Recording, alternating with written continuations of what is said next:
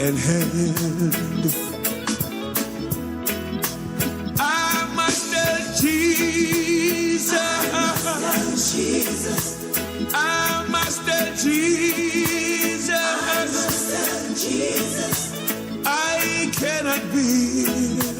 I must tell Jesus. My burdens alone.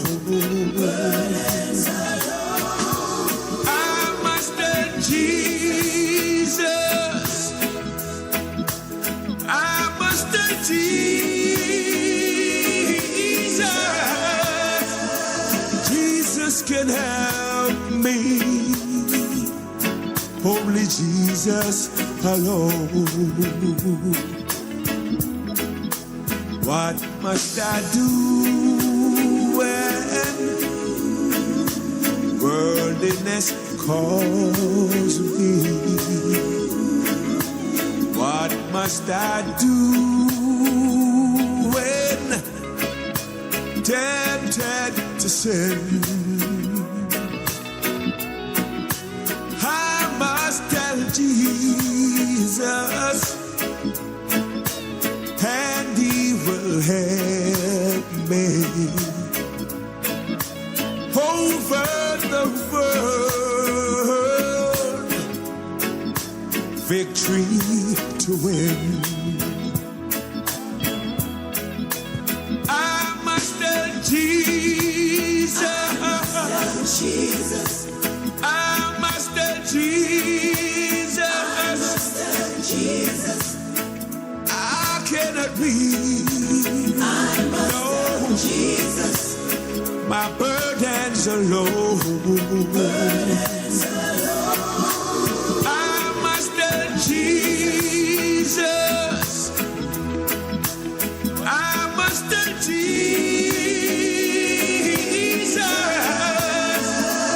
Jesus can help me. Jesus can help me. Only Jesus can help me. Only Jesus alone. Girl Shensia with a message to you from myself and the Ministry of Health and Wellness. Shen Yang, everyone see wear a mask with the numbers drop. I don't want COVID, lay you down flat. Nose and mouth you fi cover up that. Sanitize, get hospitalized. Fight the virus, then fight for your life, yeah. Nobody talk about say you no response no more. Don't be reckless, cause you test say you not happy. You can still get the virus from somebody. Don't be reckless, cause you test say you not happy. You can still get the virus. So keep the numbers down. Protect yourself and the people around. COVID in town, 6 feet apart and 6 feet in the ground. Yeah. Keep the numbers down. Protect yourself and the people around. COVID in town, 6 feet apart and 6 feet in the ground. Stay alive, stay alive, stay alive, stay alive, stay alive. To all the mothers out there, the ones that have passed and the ones who are still here with us, God bless. I remember Mama and the love that she gave. Building her the bedside, I could still hear Mama say, people are better than you, George, don't you let them down. I remember Mama in a happy way. We went to school with holes in our shoes. We didn't have much, but the Lord saw us through. Mama kept the family together. I remember Mama in a happy way. She packed her lunch in an old greasy bag. Might have seemed empty, but it was more than others had. You gotta let low, way deep down inside. I remember Mama in a happy way. I remember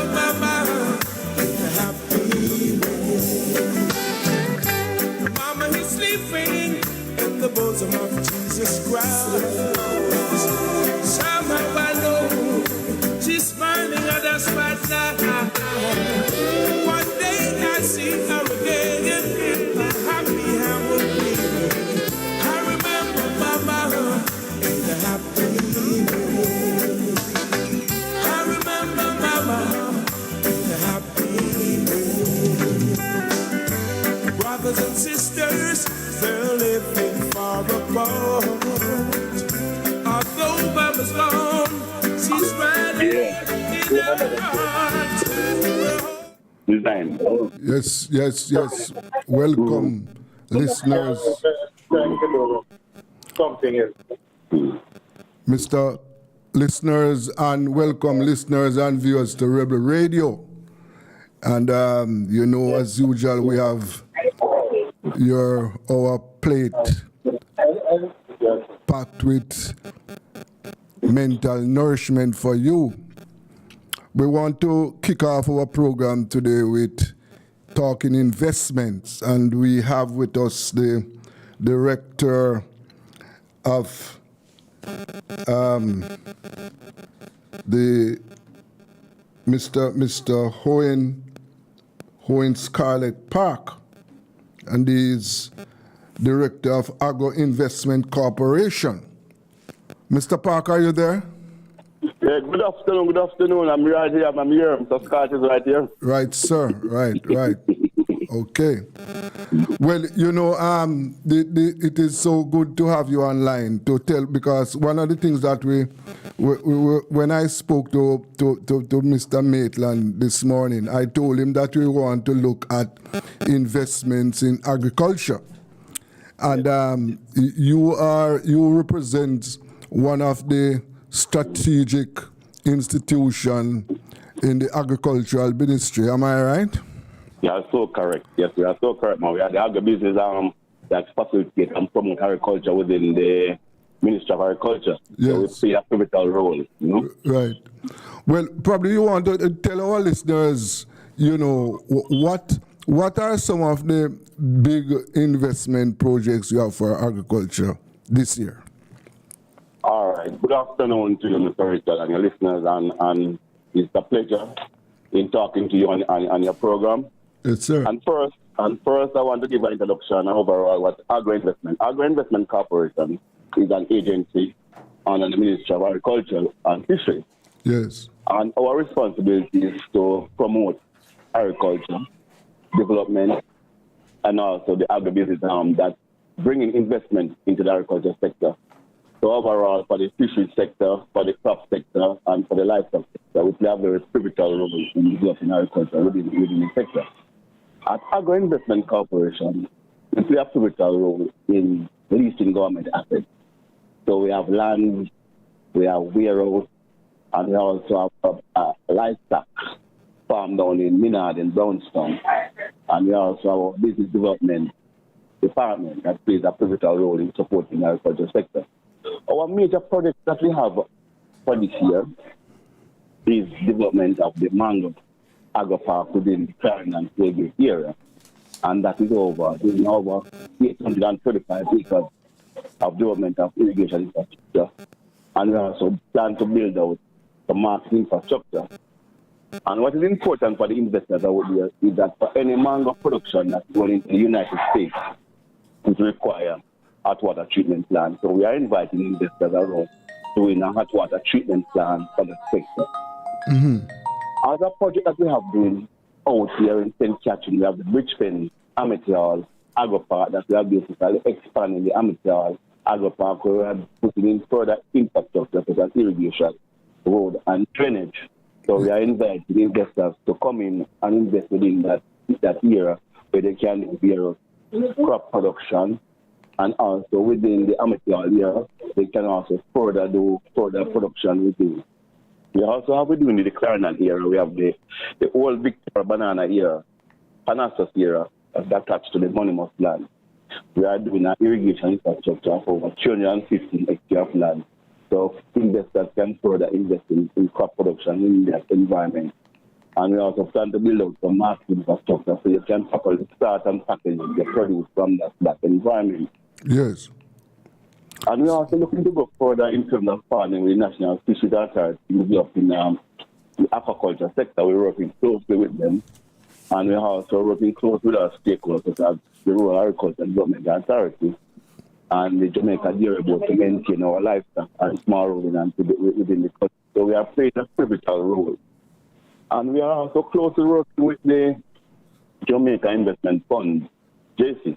They plan to build out for the 23-24 financial year for the irrigation with the Ebony Park, Agro Park. These were established earlier in 2013, but we want to expand the irrigation within these environments. And also over in St. Thomas, the planting down River Agro Park, we want to further build out the irrigation system in that environment. Yes. So there is investment that is coming in turn for the infrastructure, because without infrastructure, it basically slows down. You don't get the production, the productivity that you want within that timely manner. So we are working based on the ministry strategy plan. How can we basically expand our urban land in terms of putting irrigation infrastructure, and also on the minister Go Smart program. Just back up a little, Mr. Scarlett, and tell me about those mango projects that you are talking about in Clarendon. Did you say you are looking at 1,800 acres to put into mangoes? Did you say that? 825 acres. 825 acres. We are targeting for this financial year. Okay, and that's from. We are planning to put in the East Indian and Central and mango in that environment here. Okay. All right, and that is to satisfy the export market, of course. Yes, to satisfy the export market, of course, right. Okay, so this project, is it open for investors, or it is a government project? Or you are seeking investors for this project? Well, presently, it's a public-private partnership with stakeholders. Presently, we have 13 investors within that environment. Yes. But as you know, as they go along, we want to build those. Not attract other investors. Other investors can look at logistics, storage, and the hot water treatment plant within that environment. Because that environment going to need other infrastructure to enhance the production and productivity within that environment. Okay, all right. So you as we speak, you are working with 13, but you are seeking other investors who can invest in other areas of that project. Right, logistics and distribution going forward will be critical. Yes. And on fisheries, what are some of the new ideas you are looking at for fisheries this year and going forward? Well, working with the fisheries authority, they are planning to build out the aquaculture sector in terms of what they want to do with the tilapia production, because they want to further enhance tilapia production, the freshwater production of fish within the country. Yes. And they are looking at a pilot project to expand out in their treatment park here where they are now presently. And they are presently looking at other land within, like the toll gate here where there used to be some aquaculture production by Jamaica brothers. They are putting forward a project proposal and see how we can get some investment within that environment.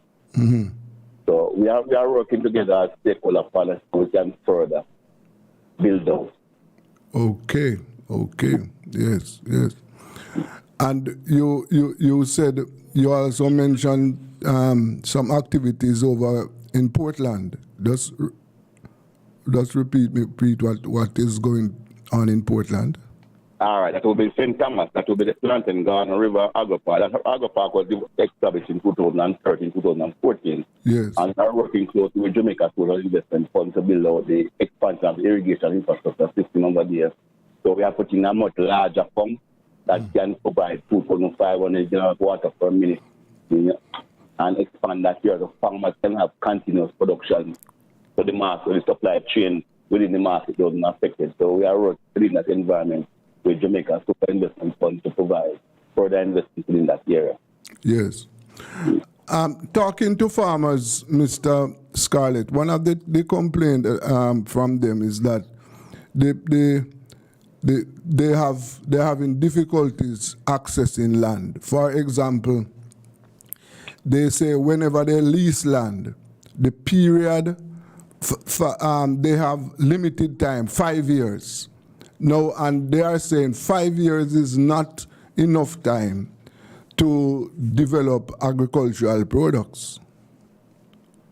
And therefore they are asking that first of all, they complain about the problems accessing land.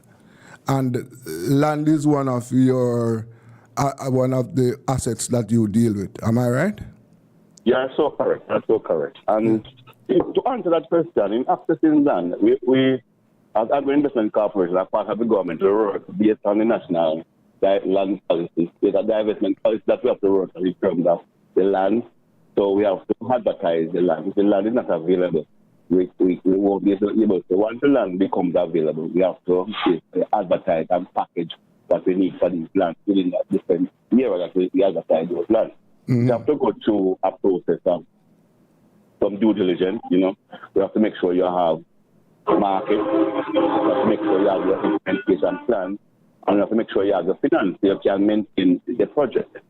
So a number of persons may release from a minimum of 5 acres of land. That 5 acres of land, we give a 5-year tenure. Once you are performing, it's renewable. If you are doing a larger acreage, like from 100 acres upward, we give longer term lease up to 15 years. And these arrangements are also renewable based on your performance. Yes. Because when we do this, we don't want some person may come in and say, well, we want X amount of land. They start production for the first 6 months, and then after that, they disappear. So the land now is then left back in ruin, and you have to re-advertise again. So all of these things based on what we are doing within the structure, and we're putting a governance structure where we have a park manager within the agri-park area and the production zone area. We have cluster coordinators who can do market linkage. We have transfer officer who can provide technical support. Our business department who can lend them support in terms of doing their business plans. So all of those components supporting our DNC to provide leadership and help the investors going forward. Okay, all right. Okay, I see. So from where you sit, you see your organization then is ready to push and promote farming in Jamaica. Answer that answer is absolutely yes. And what we have to do, and sometimes in pushing agriculture, we have to do what we do in terms of developing any project. You know, any project to develop within the agriculture sector takes between 3 to 4 years because you have to do some pre-investing, get some pre-investment funding to build out the feasibility study. Then you have to get design, then you have to go to market, and then you have to get contractors coming to do the different work for the different areas. So if you are, you know, so it takes a time, but from where we see the advantage point, agro investment is easier to support the agriculture sector and drive agriculture going forward. Yes. Well, you know, Mr. Scarlett, one of the issues that we deal with here at Relay Radio is food security, and we see, or put it this way, we are concerned that Jamaica needs to be more attentive, more attention need to be paid in increasing food production so that, for example, we can reduce our import bill, food import bill, which is running at US $1 billion per year. And also, based on what, for example, the war that is now on with Russia and Ukraine, that has, you know, put some impact or put the food supplies and food supply could be at risk. Now, what is your take on that? And I'm happy you raised that question in terms of food security, and you have raised the issue around the war between Ukraine and Russia. But since COVID, we realized that food security we have to pay in terms of more attention. That's why we are now investing in further infrastructure. That's why we say we are building out these new project areas in terms. But what we also need is a part of what we call not only dry storage, but cold storage. That is important. So a number of farmers, when they produce, they need to have storage life for these produce. So it's important that we pay attention in terms of what we do, in terms of the supply trade market, and the value chain market. We have to bring also the agro-processors. The agro-processors are very important to be on the same line with the farmers. So we have to we are encouraging farmers to do what we do is do farmer contact with forward buying some of these agro-processors and some of these exporters. Because we do have the land, can do the production, but we need to have an integration of all the holistic production system, marketing system, the whole logistics and distribution. All of these plays a very important part, and also the technical support is very important. And you can never leave out financing. Financing is always very important in terms of securing our food security going forward. Yes. So let me put it this way. I am sure that you're aware of the costs, the import costs for food. What is the thinking? What is the thinking of your organization on the current costs for importing food?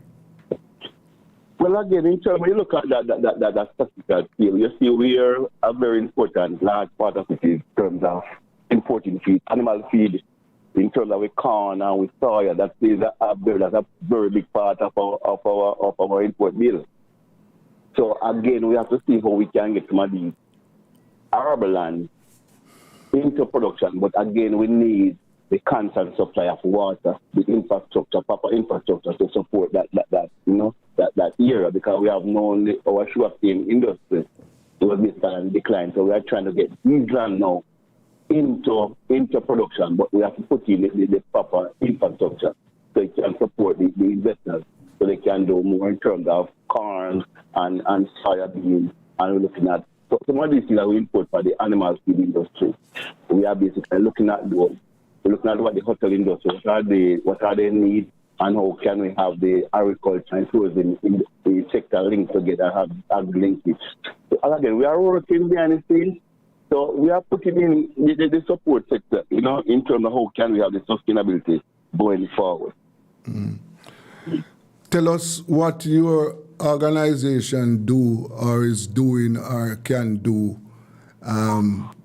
as it relates to financing to assist farmers to access finance. All right. So one of the first things I will mention is the business development department.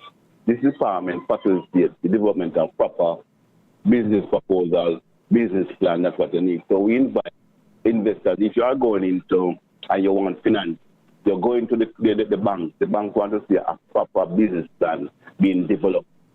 So at Agro Investment Corporation, we charge a fee of doing that business plan for the investor. You can take that to the bank. So that it tells you about what you want to do, your background, your capital expenditure, what is your cash flow going to look like, what is your market plan going to look like. So all of these things are very important in what you want to do. So it's very important that you have this business plan that we can enhance. Within our project here that is coming up, the bridge pen here, the Amstel here, a part of the carbon development bank part of the fund is also to provide a matching grant to farmers. So they are providing a matching grant scheme. So we are saying to these new investors who are coming this year, we will provide some matching grant scheme for you, for probably an acre, so you can have an acre of irrigation, drip wells, some support for you in terms of what you want to do to get you started. So we are looking at that in terms of support, in terms of finance. We are also working with the Inter-American Development Bank to see how we can get funding, and from that part of funding we can have some matching grant schemes so we can also help the farmers. What Agro Investment Corporation also do, we want to move to what we call AFI, an institution that we can lend to farmers. So we are working through the Development Bank of Jamaica and the Bank of Jamaica. We are looking at what are the criteria, what are the requirements going forward to see how we can set up that structure in-house. Mm-hmm. Yes. We have in the farming industry in Jamaica, we have a significant number of small farmers.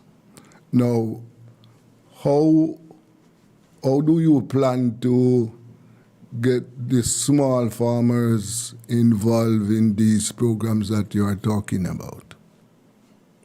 Very important. Yeah, I have to mention that. So what we encourage these farmers to do is form groups into cooperatives. So once you have them as registered cooperatives, they can have access to these support. Working as an individual sometimes is much more difficult, but working as a group. So what we are doing at our investment corporation is we're getting these groups registered as cooperatives. We have friendly cooperative society or benevolent society, so they can have access to some of these support from these international bodies. So we are doing a lot of work within that area. We are also bringing out the banks so farmers can start to do their account of saving different accounts, saving accounts. So they know that, when they want some funding, everything is basically documented.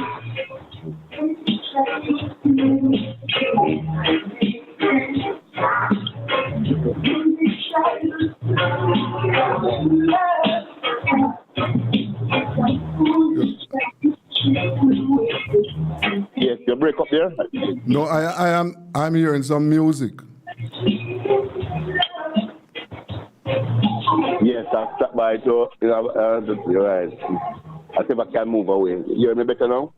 Yeah, I'm hearing you better now, yes. Right. So once we have farmers farming groups and work as clusters, it is much better for them to access in terms of finance. So we have our marketing coordinators, cluster coordinators who are out there helping to guide these investors. Yes. Okay. So they will. In other words, you are saying that you are making sure that they are included. That they will not be left out. Will never be left out, because when you look at the statistics, we see that 85% of our farmers have less than 5 hectares of land. Yes, yes. So it is very important that we look at them, but we have to get these farmers to work in terms of cluster. So we have cluster development in terms of region where we have farmers producing ginger, turmeric, sweet potato. So we can cluster all the sweet potato farmers, we cluster all the ginger farmers, all the turmeric farmers, all the sweet corn farmers. So we have to work in terms of having them in strong groups. Mm-hmm. I see. All right. And as you say that you say it already that access to land is being dealt with so that farmers can access land, and all the bureaucratic humbugs are being removed so that land is accessible. Right, yes, because a part of the ministry strategy plan going forward is that 20% of our harbour land in any new project here must be made accessible to youth and women, and we also have that inclusiveness of women and youth is very important going forward for the future. Yes. So we try to work and we listen to our investors, we listen to our farmers, and how can we streamline. So we try to streamline and work, and our board is working very hard and look at how we can get investment. Our chairman, Mr. Ian Murray, is working very hard in terms of guiding the board and how we can strategically plan going forward. All right. Now, you know that there was some issues. I don't know if you're aware of this. There was some issues out in St. Thomas last year where farmers were some of them were asked to leave land, and they were having issues accessing these sugarcane properties. You're aware of that? Well, out in St. Thomas, I know that the sugar company, yes, these made available land to those investors, to those farmers. Yes. I know they made over 500 acres of land available to those investors. So I know the sugar company from their side did, made some availability and accessibility to those lands for the investors who were interested in doing, crop production. Yes, yes. Mm-hmm. Do you know if any interest is being shown to resurrect sugar in Jamaica? Well, I know, that we still have company who are very have interest. Roddy Park, I know they are very much interested in doing the sugar production. Yeah. I know, So you still have company who have interest in doing it. You may not get it back up to that large scale that we used to, that large volume in the last 30 to 40 years. But I know we still have interest in doing, the sugar cane production, but more in terms of getting the value how they can do the molasses and the rum. So I know they are looking at that side. Yeah. And sir, what is happening? You can shed any light on what is happening in the cattle industry? Yes, the cattle industry is one of our life part of what, most of our rural farmers depend on in terms of the cattle.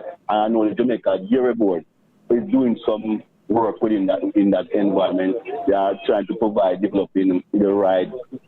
They're doing some grass production in some new variety of grass. I know they are trying to get some in terms of the working with these other large companies that are doing cattle production in some of the region. I know the dairy board is doing some work within that area. Yes, and especially if we could do something to revive the production of milk. One time that was a thriving in part of the industry, but nowadays we hardly produce milk again. Do you know if any attempts are being made to revive production in that area? Yeah, we know we have some investors who are there trying, but we know we have to retool the type of equipment that we have and the type of technology in terms of operating and maintaining a livestock production in terms of your milking parlor, you want the latest technology up to date. All of those things are very important. You have to have in terms the right type of feed, how do we manage and care for these livestock, because compare the dairy cattle to the beef cattle.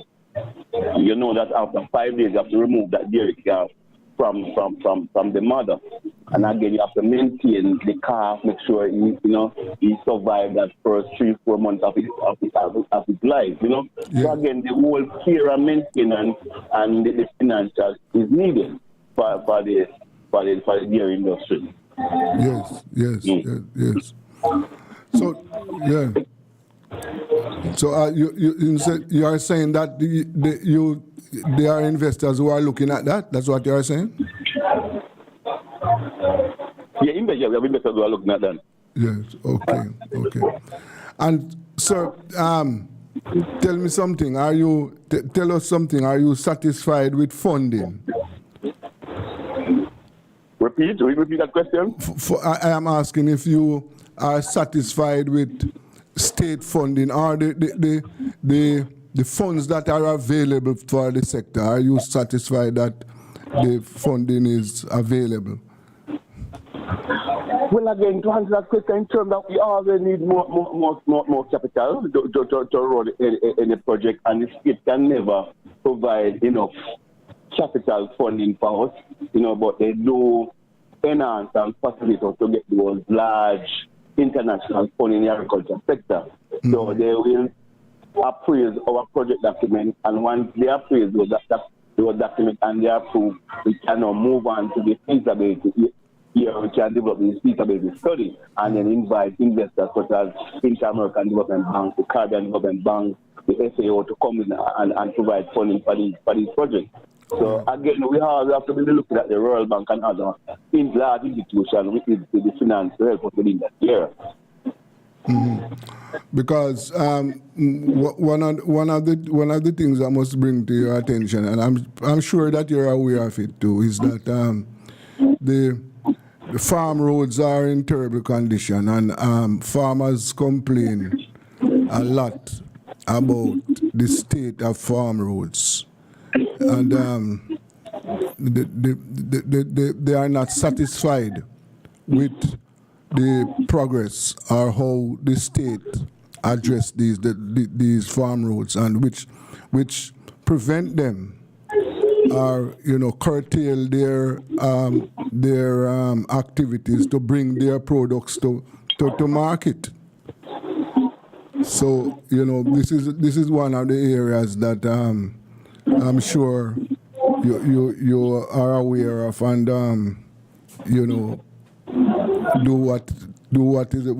whatever is possible to assist in that area.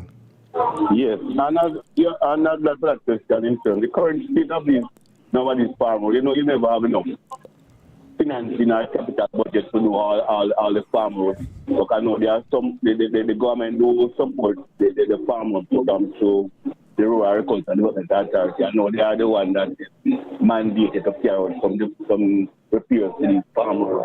I know in some areas where the parish council do have jurisdiction, they will are responsible. They will do some work within these community.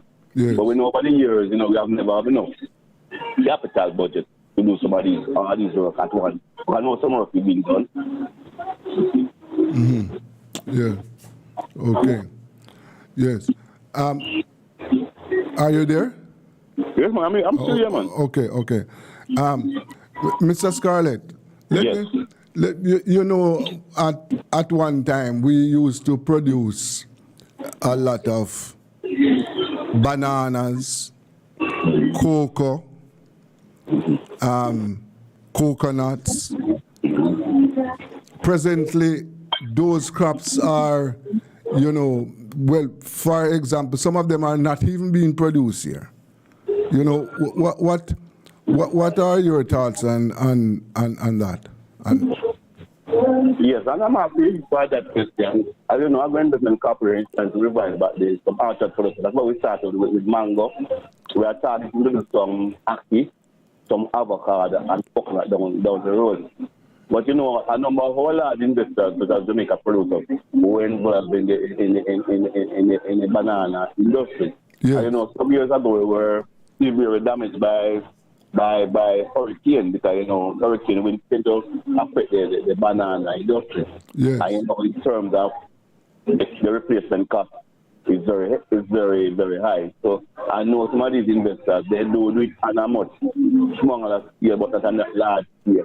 Because my bloodstream and everything was tied to do banana production with Jamaica producers out in St. Mary. So I know what it was like in producing banana for the market at that time. And at that time we're also on the professional treatment in terms of, you get a set price for your banana. So that market was there, Yes. Now the market is highly competitive, so we have to compete with the other countries across the world, Mm-hmm. So, Jamaica is not by itself within a global market space, so we do have to look at what cost of production and how it affects us. With the coconut industry, we know that the lethal gathering do affect our main variety, Jamaica Sal, which was affected.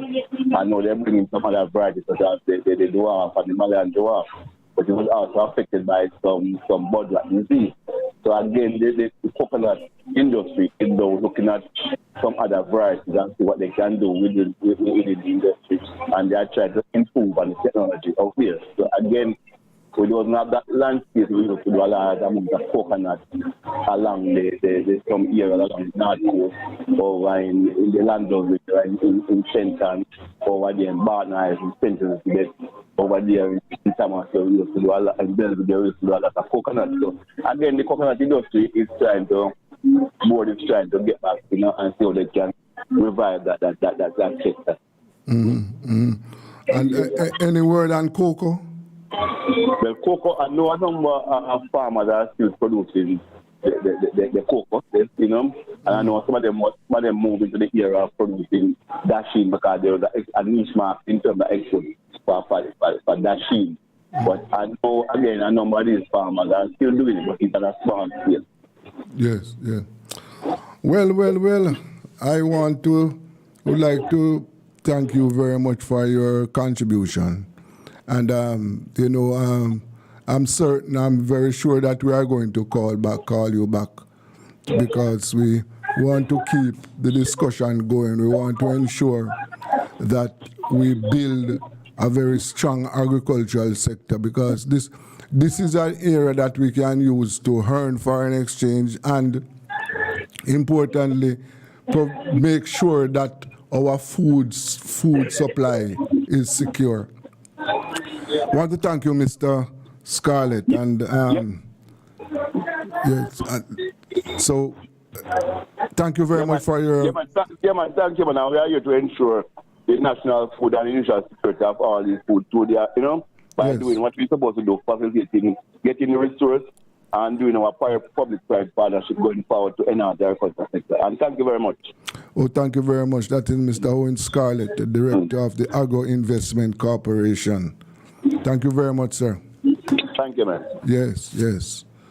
Well, yes, we want to ensure that we maintain our food security, and we have to keep on talking and ensuring that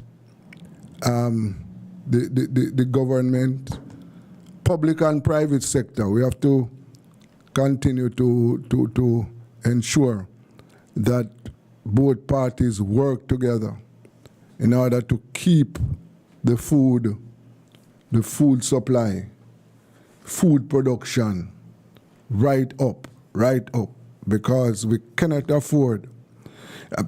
Very importantly, we have to do something to reduce our import bill on food. But, let us take a break. We'll be back shortly on Rebel Radio to keep you informed on what is happening. Real, Christ so real to me. I love him because he gave me the victory.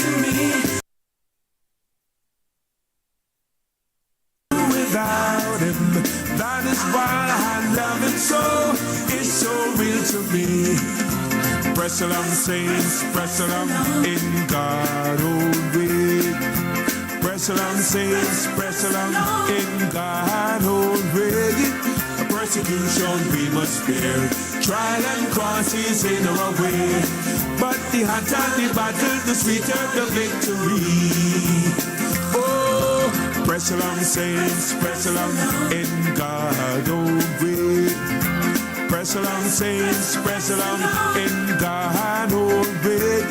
The persecution we must bear, trial and crosses in our way. But the hotter the battle, the sweeter the victory.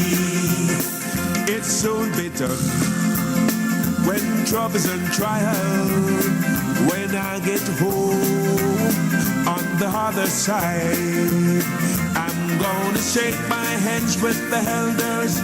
Tell all the people good morning. I'm gonna sit down beside my Jesus. I'm gonna sit down and rest a little while. 'Cause it's so bitter when troubles and trials. When I get home on the other side, I'm gonna shake my hands with the elders. Tell all the people good morning. I'm gonna sit down beside my Jesus. I'm gonna sit down and rest a little while. Stand up and tell me if you love my Jesus. Stand up and tell me if you love my Lord. I want to know if you love my Jesus. I want to know if you love my Lord. Stand up and tell me if you love my Jesus. Stand up and tell me if you love my Lord. I want to know if you love my Jesus. I want to know if you love my Lord. I love that man from Galilee, for he has done so very much for me. He has taken all my sins and let the Holy Ghost come in. I love that man from Galilee. I love that man from Galilee, for he has done so for me. He has taken all my sins and let the Holy Ghost come in. I love that man from Galilee. So send down the rain, send down the rain, send down the gospel rain. Send down the rain, send down the rain, send down the gospel rain. I beg you, send down the rain, send down the rain, send down the gospel rain. Send down the rain, send down the rain, send down the gospel rain. I want a revival in my soul. I want a revival in my soul. I must apply to the blood of Jesus. I want a revival in my soul. I want a revival in my soul. I want a revival in my soul. I must apply to the blood of Jesus. I want a revival in my soul. What a mighty God we serve. What a mighty God we serve. Angel bow down before him, heaven and earth adore him. What a mighty God we serve. What a mighty God we serve. What a mighty God we serve. Angel bow down before him, heaven and earth adore him. What a mighty God we serve. That's why I am determined to hold on till the end. Jesus is with me, on him I can depend. For I know I have salvation, I can feel it in my soul. I am determined to hold on till the end. I am determined to hold on till the end. Jesus is with me, on him I can depend. For I know I have salvation, I can feel it in my soul. I am determined to hold on till the end. Some sweet day, I'm going away. I'm gonna leave this world, no more will I roam. Some sweet day, when this life is over. Some sweet day, I'm going away. I said some sweet day, I'm going away. I'm gonna leave this world, no more will I roam. Some sweet day, when this life is over. Some sweet day, I'm going away. You know what? Someday, I'll go where Jesus is. Someday, I'll go where Jesus is. Someday, I'll go where Jesus is. I'll be called up to greet him, called up to meet him. I'll be called up to meet him in the end. Someday, I'll go where Jesus is. Someday, I'll go where Jesus is. Someday, I'll go where Jesus is.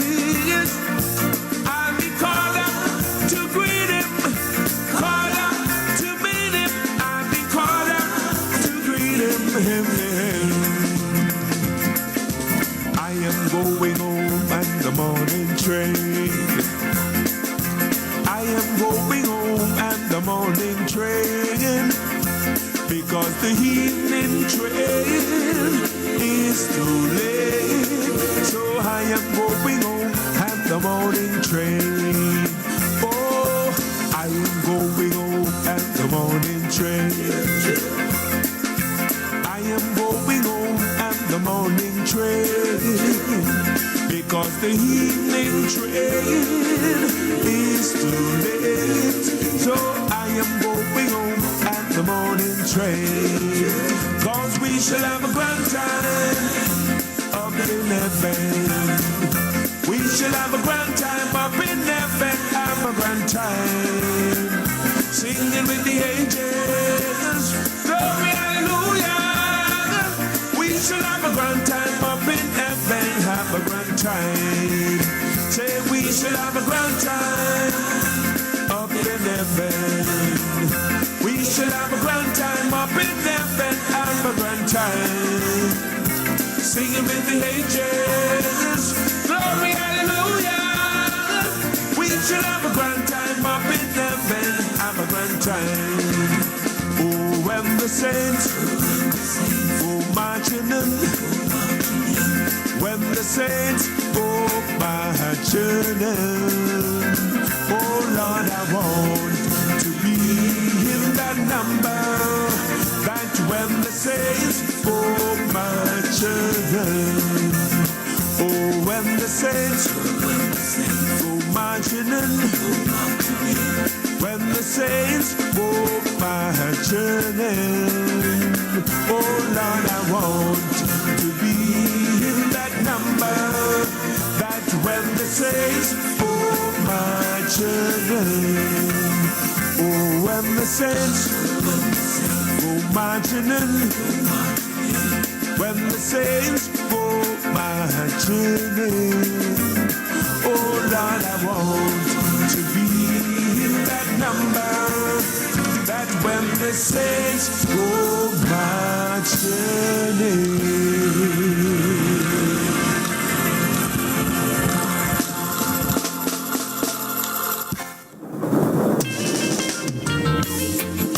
Don't give up, yeah, just ride out your storm. Hey, you've been in the storm, and it seems like forever, and your nights of confusion has been so long. Your ship has lost anchor,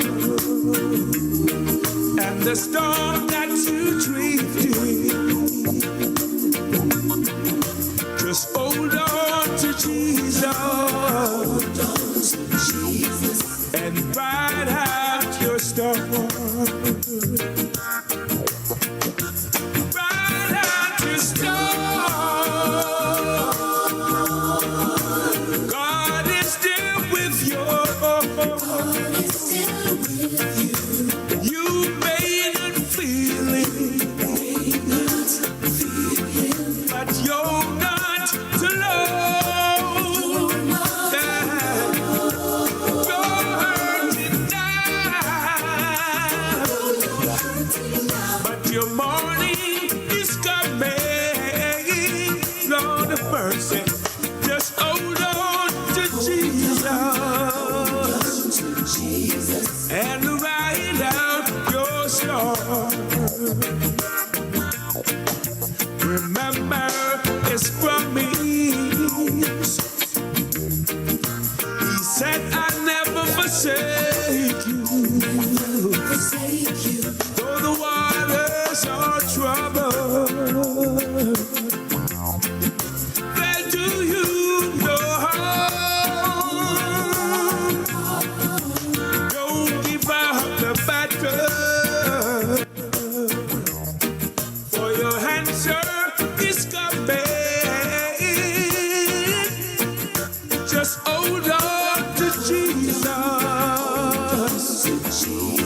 and just to write out your story. Write out your story. God is still with you. You may not feel it, but you're not alone. You're hurting now, but your morning is coming. Lord of mercy, just hold on to Jesus and write out your story. Write out your story. God is still with you. You may not feel it,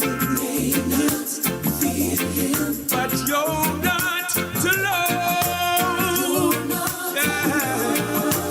You're hurting now, but your morning is coming. Lord of mercy, just hold on to Jesus and write out your story.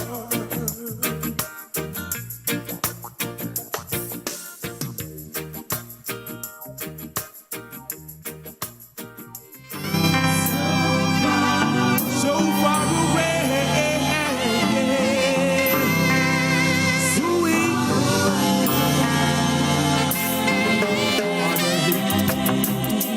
far away, stood and hold rugged cross, the emblem of suffering and shame. And I love that old cross where the dearest and best for a world of lost sinners was slain. Oh Lord, so I cherish the old rugged cross. Hold on till my trophy on the hurt I lay down. I will cling to the old rugged cross. Yes, yes.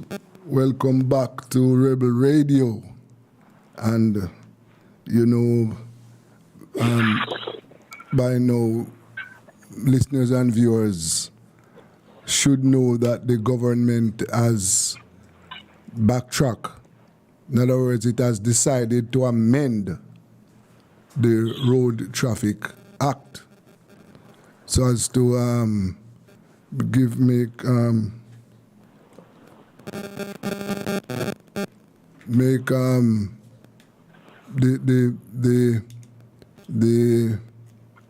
they had this section where motorists were supposed to have the seat belts,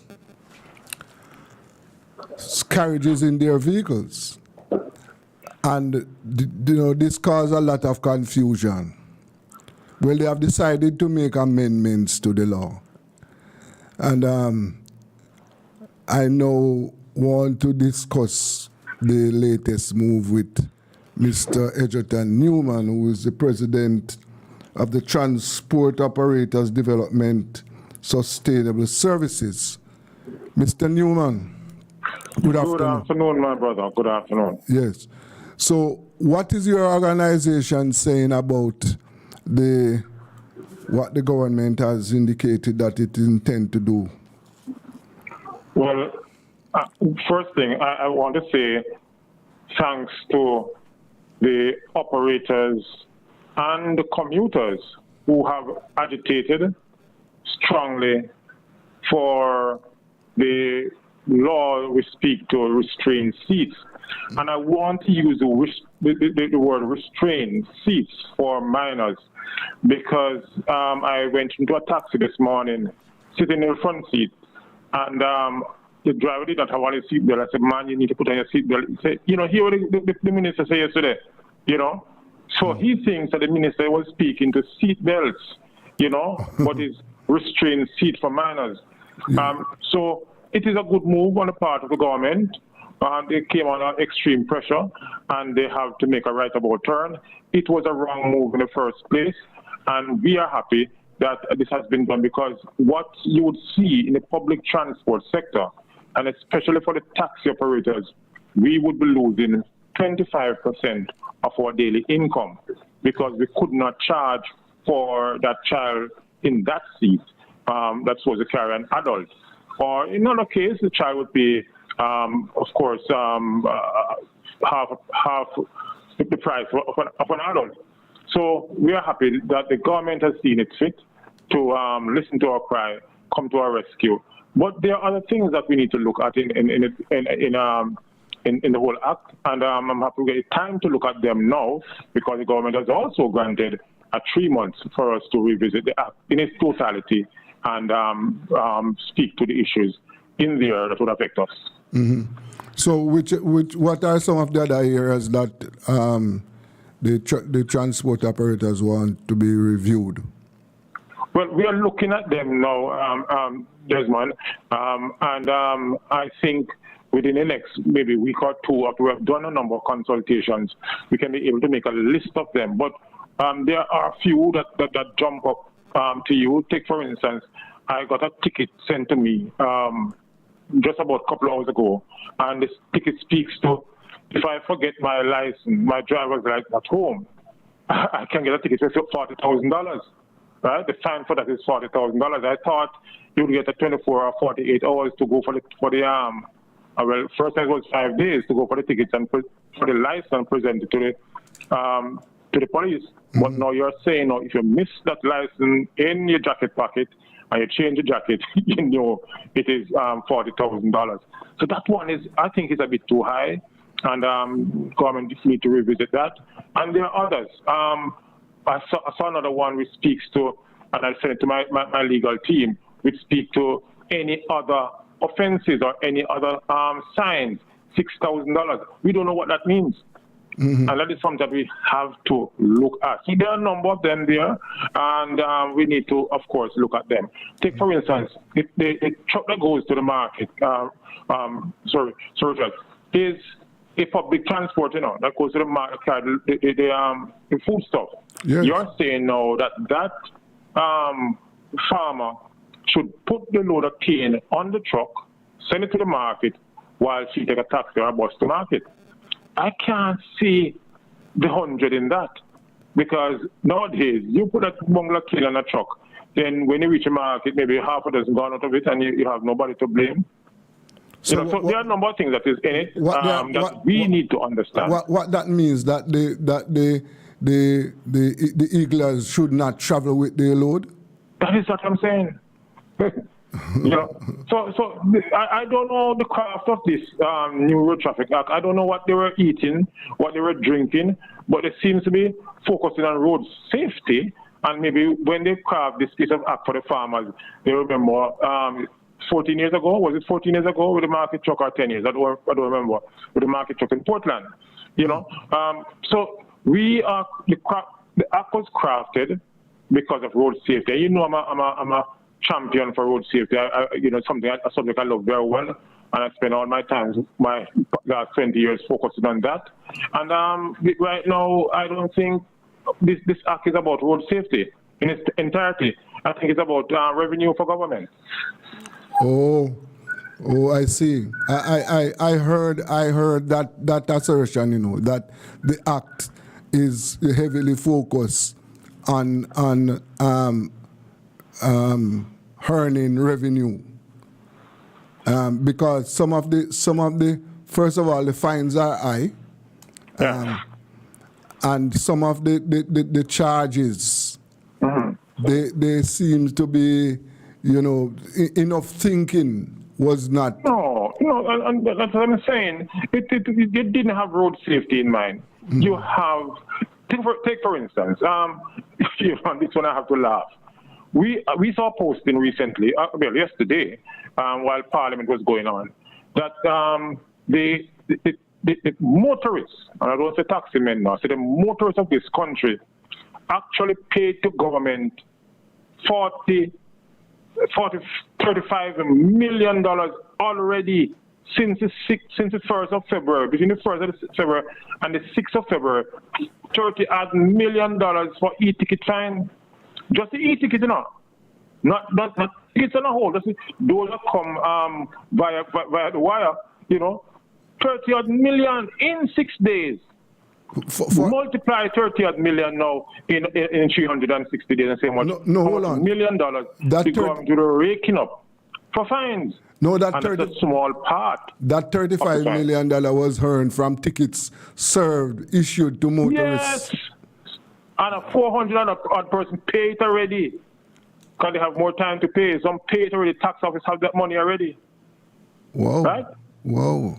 So you multiply the six, is it multiply? Yeah. I mean, I see for 360 days in a year. The police, I believe, was educated to go to enforce on Monday. And the first, raking the money because they can't get them pay if you don't rake in the money. Yes. But with regards to the seats, child restrained seats. Yes.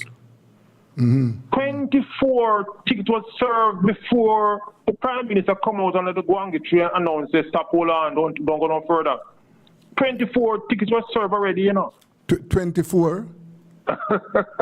Within hours of the implementation of the new Road Traffic Act. Yes. 24 was served. Yes, yes. Right? And you are saying... There's a mad rush for the state to collect some money to fill the gaps in the budget. So it's not about road safety. No. Yes. I want somebody to do a check on the traffic lights. How many of them where the camera is working? I want to beg the NWA to give me a tour of that room. And first of all, I want to know how many persons working inside that room. How many cameras working? You bring to us an act, and we are not too sure which camera are working to give you the ticket when you're going to break the red light. That's breaking the red light is a serious offense, Yes. But is the system working to capture the data? That's a question I have. Maybe not most persons don't have it. Yes. But there are some things that will help us in safety. We are not paying attention to those. What you are paying attention to is halfway turn around the clock. Yes. So when a passenger jump out of your vehicle, you don't know them jump out. The police man give you a ticket, right? Yes. But there's nowhere for the taxi man to stop. Nowhere in the KMT, there's no taxi stop. There's no parking facility. And the government knows that. But they say, so if we build a parking facility for them, if we give them taxi stop, we now get no ticket. No money now come in. Okay. And the citizens of this country, the Sir Richards and many of the media house, such a taxi man and give trouble. They pay them ticket. But they don't know how we get it. They don't question how we get those tickets. Yes. And that is what I rate hundreds of transport operators across this country. Although I said to them, don't demonstrate, if you find another way. And said, no, Mr. Newman, you have to demonstrate. Right? And even this morning, although the government speaks yesterday, even this morning, there are sections of the country who still demonstrate. Yes. Yes. Because they reached the wire. Straw breaks the camel back. Yes. Yes. Government must fix the system. We want a fair increase. And that is why what I'm going to start champion come tomorrow morning. We cannot survive on the pittance that government gave to us a year ago and promised us in January that we're going to get something more. Up until today, we haven't seen the light of that day. Yes, yes. So while I'm happy for my Minister Shaw, for coming out and putting a stop to that, I am still worried that because the half has never been told. Yes. In the sector. But while your organization is not in support of the strike, the other organizations around the country are pushing for it. There seems to be some, well, obviously there is some division. What is happening there? There are divisions, and you know, in any organization, in a system, in a sector, you'll find at times there have been division. I know you're in the system long time. You have never seen a division like this, where president cursing president openly, throwing words, death threats at leaders in the sector. It shows you that the sector is at a dangerous intersection, no longer a crossroad, that dangerous intersection, and it must be something for a man to tell Edgerton Newman that will put a bullet to your head. It means that something is wrong, not with Newman, you know, with the system. All I said, no, let's not demonstrate. No, we can't have a culture of Monday morning demonstration, right? Yes. And they believe the country should lock down. And to some extent, I want to agree with them. But roadblock and demonstration don't solve problem. They're band-aid to the problem. Yes. And so while they were demonstrating, I said, well, you know, I go and knock on the door them, you know, right? I go make most of the telephone calls. So they do their part, public agitation. PADS and the National Steering Committee do their part with telephone call and the letters and so forth. And today we can say, well, at least we got something, but there are many others that we need. Yes. But you see, the sector needs some unification, because if the operators speak through one voice, I think it will be more effective than you have many voices speaking differently.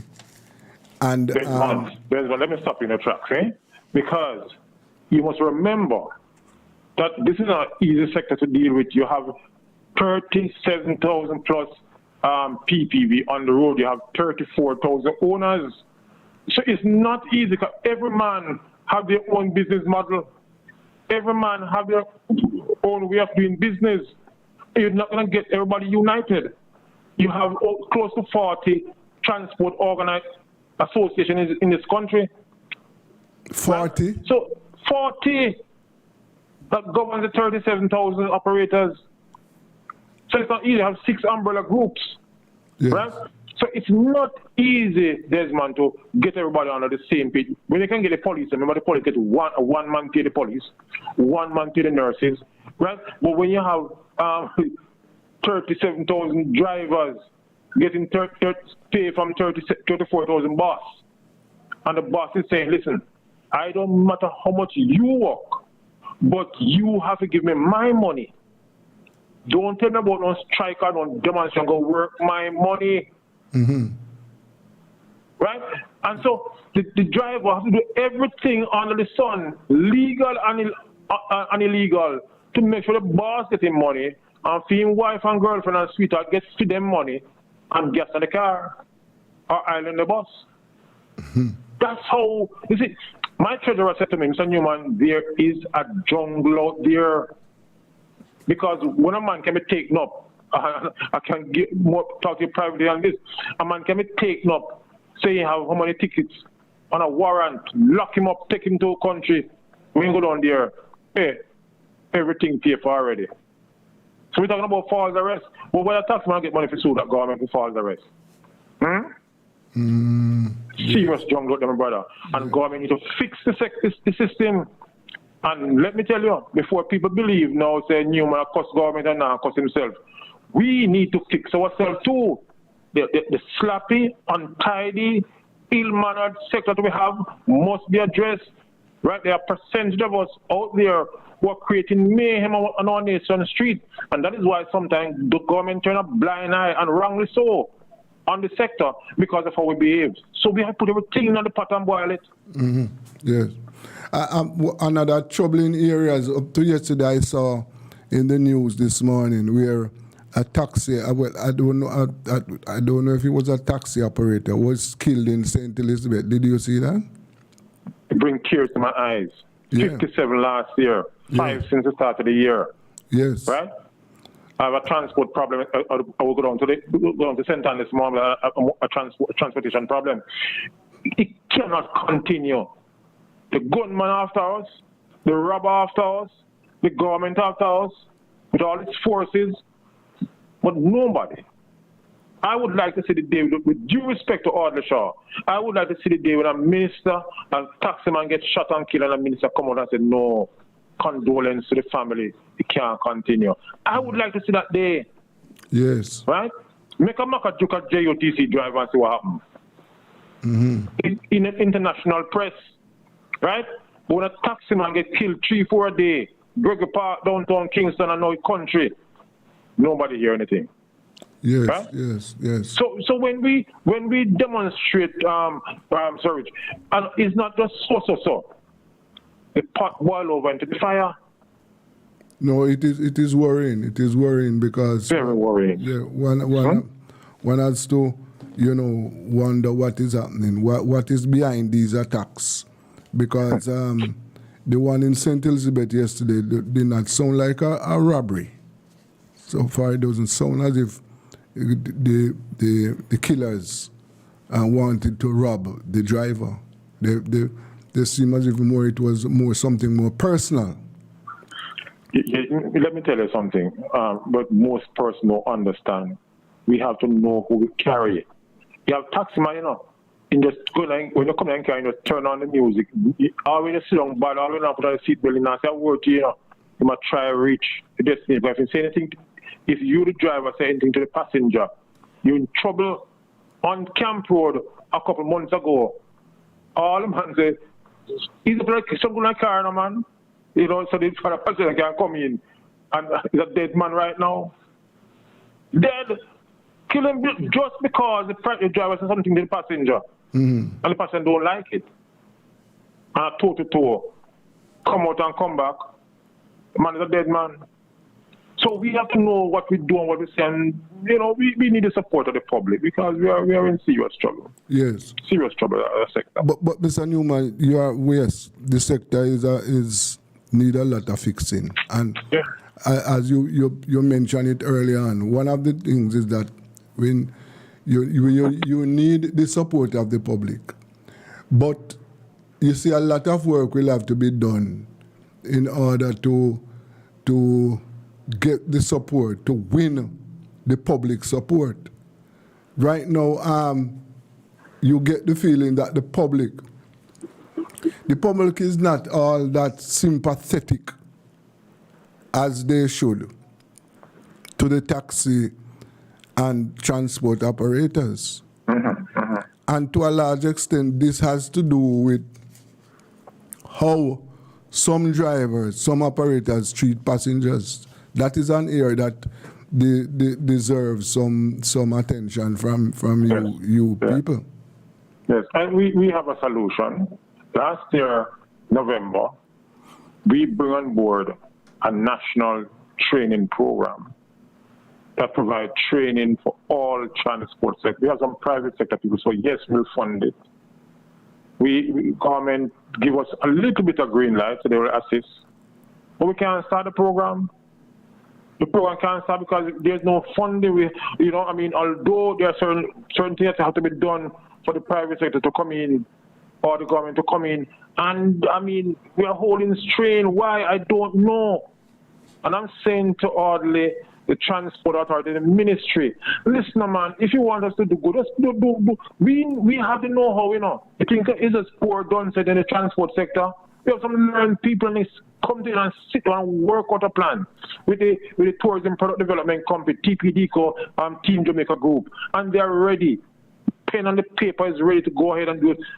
Provide the training. The taximan can't pay for the training, right? But we can find people who can do the training. I spoke to the minister this morning.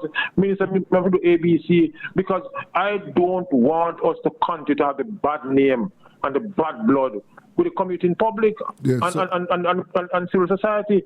We are ready to do the trained operators. Tell me, he's not my opponent. So Mr. Newman, get the training program. We want to wear the right uniform. We want to know to talk to people.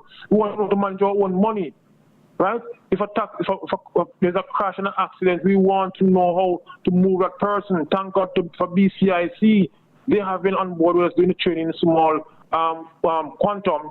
We want to make it larger. We want to train 100 people in a month. You know, we're not getting the support from government. I told the minister this morning, I said, listen, I need a courtesy call on the Prime Minister urgently. Yeah, what support you want from government? Financial support? We need financial support because we have a team. We have a team to do the training. All we want is a starter. Once we get everything started, we know the private sector will come in. Okay. Right?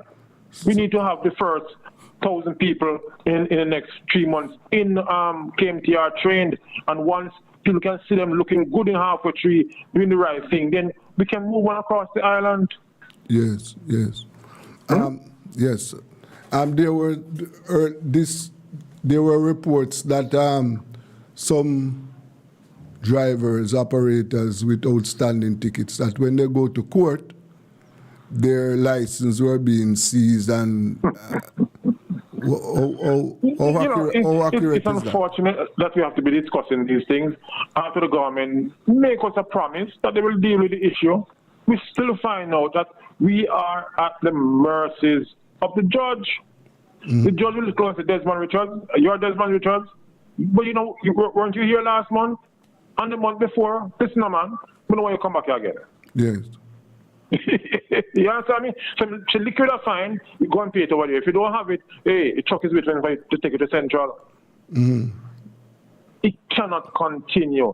If government sees the public transport sector as important, they need to do what they have to. And they can do it. They don't count about this.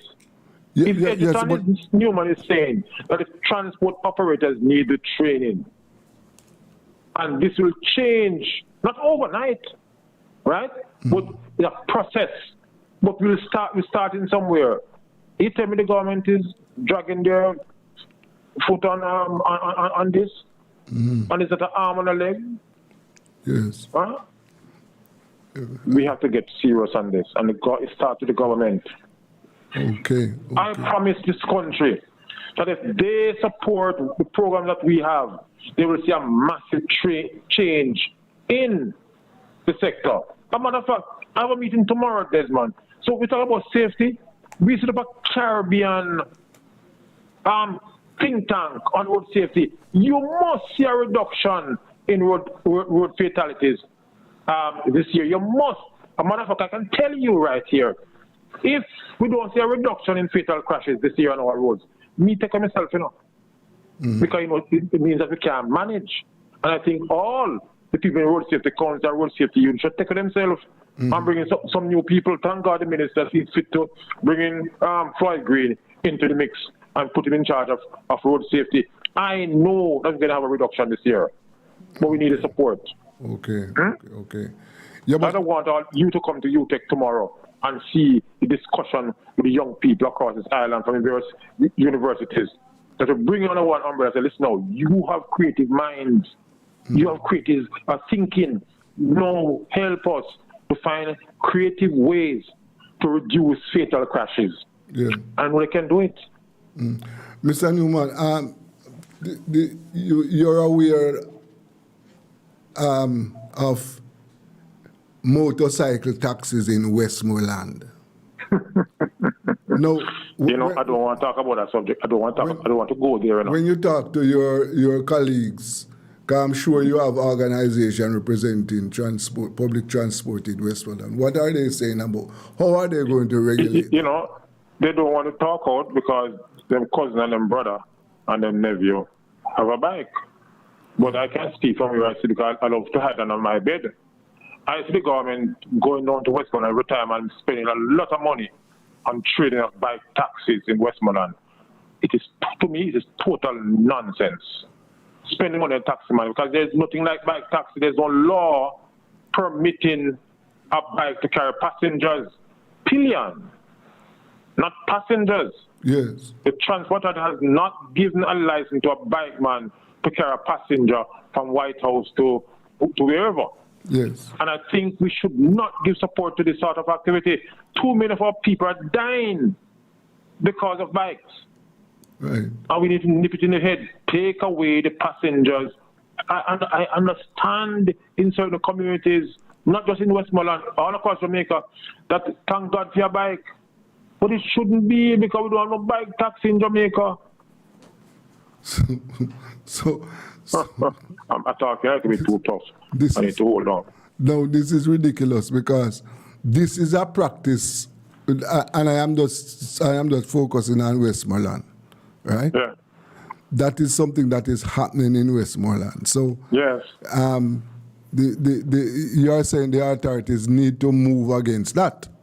Absolutely. Because motorcycles are not geared for that purpose.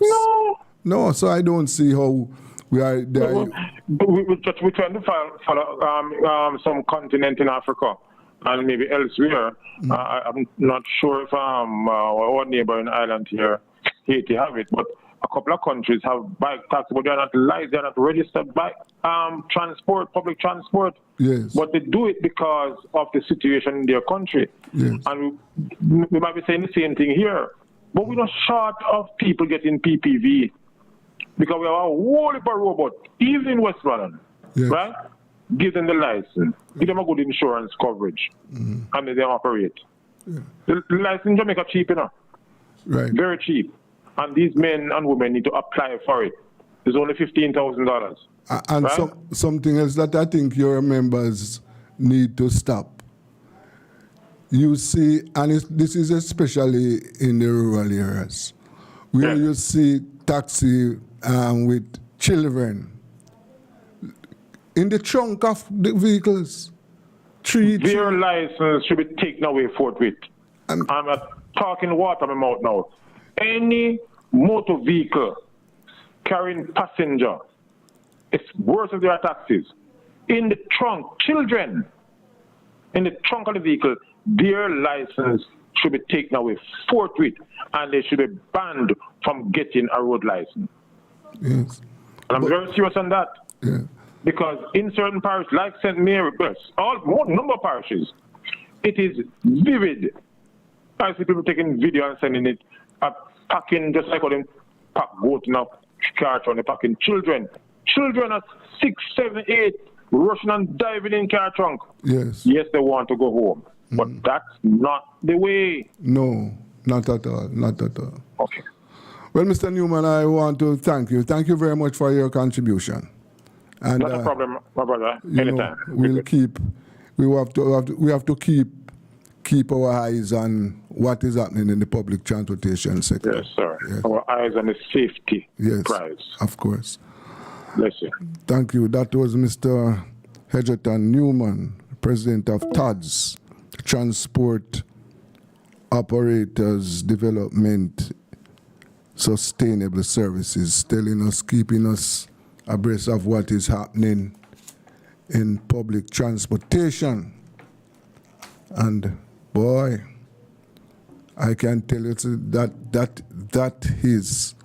that is something that have to be dealt with. What we have as public transportation now, no, certainly it is not public transportation. We need to do something to address our public transportation sector. It is disgraceful.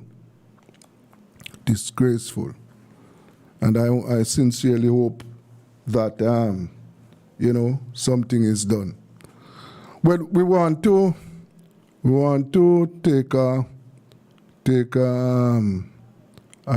shift now. We want to talk to some people in the political arena. I think we want to talk to the president of this new political party, the United Independent Congress. I want to have a discussion with the president, to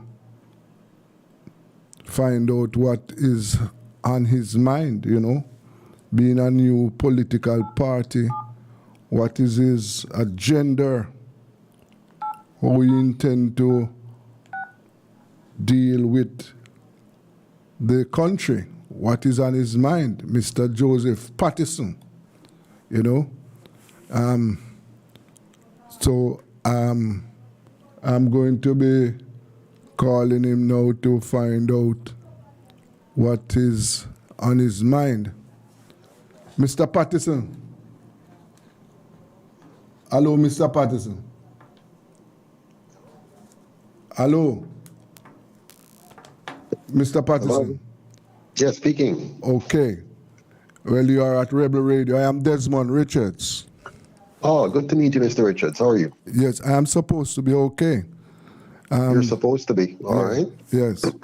We are talking to Mr. Joseph Pattison, president of the United Independent Congress, which is one of the new political party in Jamaica.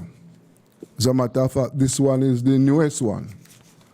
So, what are your plans? Do you you must political parties must one of their principal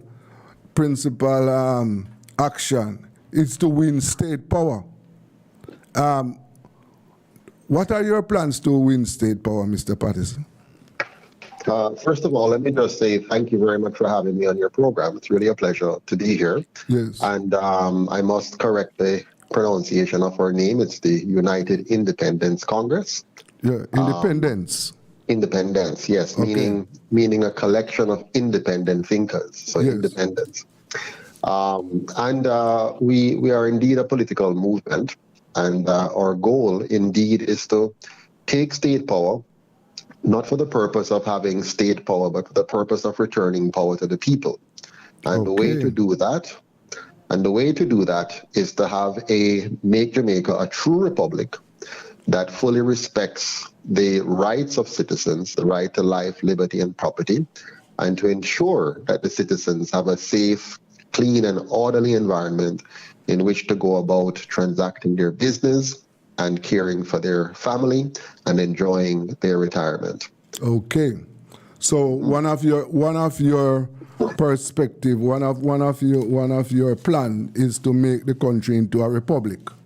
Absolutely. Yes, that means we. And by the way, not just a republic, because you see, they have prostituted the word republic to simply mean the removal of a monarch and the replacement of that monarch with a president. That does not make a country a republic. It simply means the country is no longer under a monarchy. A true republic is one where it is enshrined in law and protected by legislation the individual liberty of every member of society, making them a sovereign, as opposed to having anybody else claiming to be a sovereign over the people, or to have a body such as a parliament claiming to be sovereign over the people. In a true republic, the individual citizen is the sovereign in that republic. Mm-hmm. I don't know if I understand. I understand what you're saying, but how you materialize that? The individual is the republic. No. The individual is not the republic. The republic is a republic because every individual is a sovereign person. So you don't have a case where, like we have now, where politicians may play with the rights of individual citizens. In a true republic, your rights are protected in the Constitution fully, not partially, not subject to interpretation, not subject to whether you have a pandemic or not. Your rights are always protected. So no government, if any prime minister, any president, any legislator, any politician seeks to infringe on any one of your fundamental rights, which is the right to life, liberty, and property, they are immediately considered to have committed treason. But those rights are currently protected in the Jamaican Constitution. No, they're not. They're not. What do I have a right to? Hold on. You are mistaking the fact that something is referred to as thinking it is protected. So the document says you have a right to your life, liberty, and property, subject to. Yes. them deciding when you should have that right and when they can take it away. Yes. So that doesn't protect your rights. So that's what they've used to fool a lot of people in democracies. For example, in Canada recently, which have a similar kind of fake democratic system like we do, where the prime minister was able to just simply say, take away the money raised by the truckers that are trying to protest against him. Yes. So even though the constitution in Canada says the trucker has these rights, there are provisions in the constitution which nullifies those rights when it suits the powers that be. Oh, so what you are saying is that under your state or under the United Independence Congress state is that these rights would be enshrined in the Constitution and the state cannot break them. Absolutely. Under no circumstance. Okay. All right. Now, what are some of the other features of your government? Sure. Another one that might be of interest to you is the fact that we know that the land does not belong to the state or to any crown. The land belongs to the people. And therefore, every single citizen of indigenous parents, born Jamaicans who were formerly enslaved in this country, particularly those who are black people of this country, they are entitled to the land, and it should be returned to them free of charge because it was stolen from them and was never returned when the colonial masters supposedly gave us freedom. So no Jamaican should be a squatter because they are entitled to property by law, not by law, but by right. And then the law should be so structured that it recognizes and protects that right. Okay. And so, so landlessness will be a thing of the past under your regime. Abolished, yeah, completely abolished. Yes. And so yes, go ahead. I'm listening to you. And building, and you might want to ask now, how do we plan to achieve that? Because, it sounds fancy and nice, but how do you actually do it in practice? So in practice, what we're going to do is, first of all, recognize in law what I have just said. So that's a given. And then now we institute a program that goes something like this. And I'm not going to give you the details, but, high level. Every single family is entitled to a home for which they're going to be given favorable terms below market value to pay off that home over a number of years, intergenerationally if necessary, based on their income level. So they're going to get a home up front, a quality home, not a little piece of box or a little matches box, but a 3-bedroom home with living room, dining room, kitchen, well designed in a well-developed community, having community center, parks and gardens and play area for the children, things that you need to have in a society, in a community to enjoy yourself and live meaningfully. And of course, not everybody will have the income level to pay for that upfront, so it will be paid for over time depending on your income. In the same breath, you'll be given what we call shares in the productive land of the country, such as the major farmlands that we're going to put in place. We believe Jamaica's competitive advantage is in agriculture, particularly organic agriculture. And we're going to model that off the Netherlands approach, where we do mass farming in a technologically efficient way that gives us the most for the least use of our resources. And at the same time now, the dividends from those mega plantations, if you will, mega organic farms, will go to the people in the same way that oil-rich countries give dividends from the oil to their people. We're going to make our oil agriculture, organic agriculture, and thereby provide income to citizens, even if they're not working in the sector. Yes. Now, let me backtrack a little. Yes. On the question of housing. Yes. The state, what role the state is going to play in financing housing and land under your government? So the state is going to play a very, very active role. We're going to organize the sector so that at a on a living level. Other people buy homes for different purposes. You'll have investment properties and apartment buildings that, private interests will put in place. But in terms of housing for the people, the government is going to be responsible for commissioning the design of quality homes and the construction of quality homes and the assignment of these homes to all Jamaicans, beginning first with those who are currently in squatter communities and those who are in ghetto communities and garrisons, because we're going to get rid of those three things. There'll be no more garrisons, no more ghettos, and no more squatting. Yeah. So we're going to remove those by providing very high quality condominiums. We're going to build our homes in such a way that we preserve our farmlands and not infringe on them, and have identity housing so that we can preserve our farmlands and use it in a maximum way for bringing income into the country from outside while creating food security inside. So institutions like the National Housing Trust will still be accommodated under your government? They're all going to be consolidated into a new program because the Housing Trust program has failed miserably. It normally only provides benefits to about 25% of the contributors at the expense of 75% of the contributors, which is a foolish system, even though it has been marketed as a lovely system and has won many votes for politicians. It has actually been a system to further demoralize the poor while giving the middle class and upper class a chance to benefit from their contributions. In our system, everyone will benefit, especially the poor. Yes. Now, let me get something straight from you now. What system of government are you proposing? Is it well, I know it's a democratic system, but what will be the role of the private? Is it a state sector driven government? Is it a government where the privates, in other words, what is the role of capitalism in your form of government?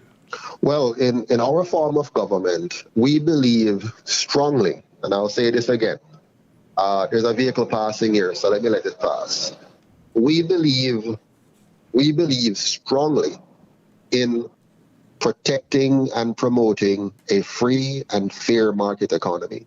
So we're going to make sure that every Jamaican has an economy where the best and brightest among us, the most innovative among us, will have an opportunity to produce, innovate, create, and sell. So you can call it a very strong free market system. Now, on the other hand, we also believe that there's some serious, long-standing, systemic injustice rather that has been done to our people. So, for example, at the end of so-called, slavery in the 1830s and the so-called beginning of democracy or voting in the 1940s, throughout all this period, they have never capitalized the poor people that they have disenfranchised and that they have stolen their labor and their property from. So we believe it is the role of government to correct that wrong. So we're going to correct that wrong by first making all of our citizens property owners with intergenerational wealth now in their hands. So remove it from the crown and from the government and place it directly in their hands, give them title and ownership to this. Give them a share in the productive land that remains so that they're getting dividends in perpetuity for the rest of their lives and beyond from the land. And provide now a quality Afrocentric education system that gives every single child, the nutrition that they need, the health care that they need, the education that they need, living in homes that are decent that they need, so that we can now maximize our human capital and bring our people to the level that they have been denied now for 79 years under the two colonial parties and for some 500 years by the colonialists. Okay.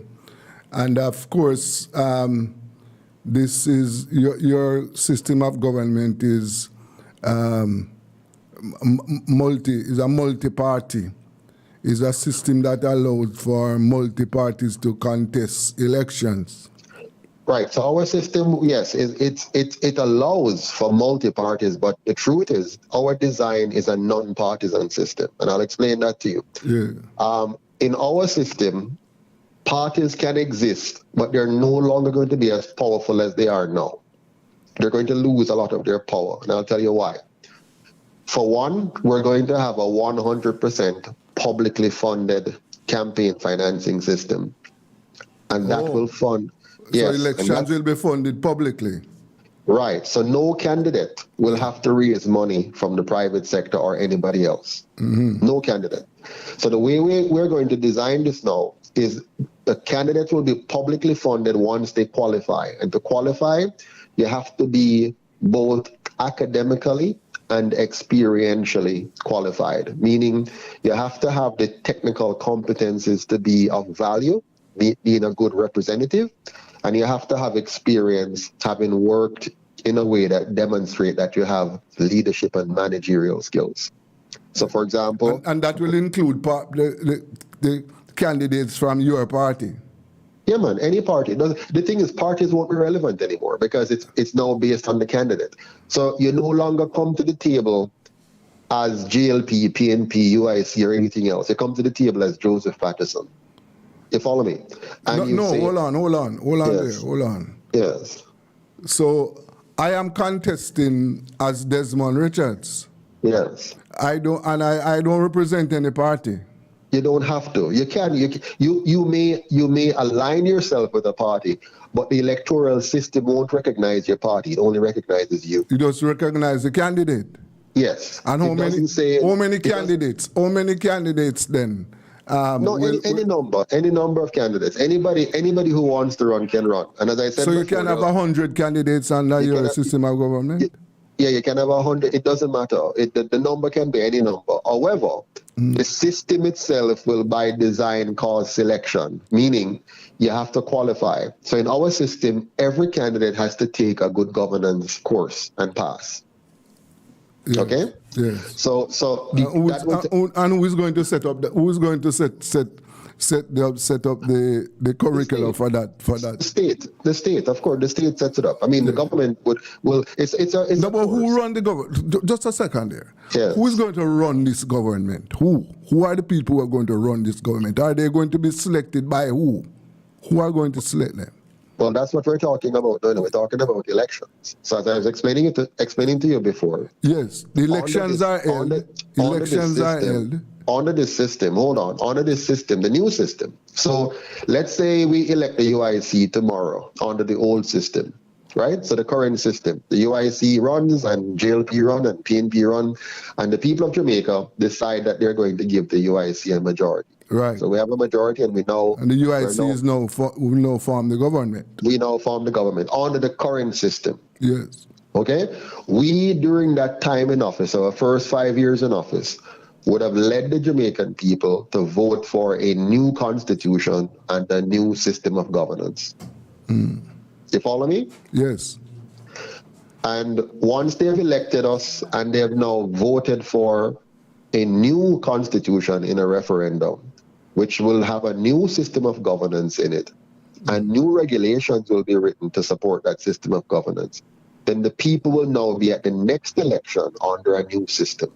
At the next election now, it will be 100% publicly funded. So every candidate, whether they're UIC, JLP, PNP, or no UIC, any candidate who comes forward would have taken and passed a good governance course that says they are fit and proper to represent the people of Jamaica or the constituency in question. Yes. This course will include such things as civics, such things as statistics and economics, such things as international or world history and local history, right?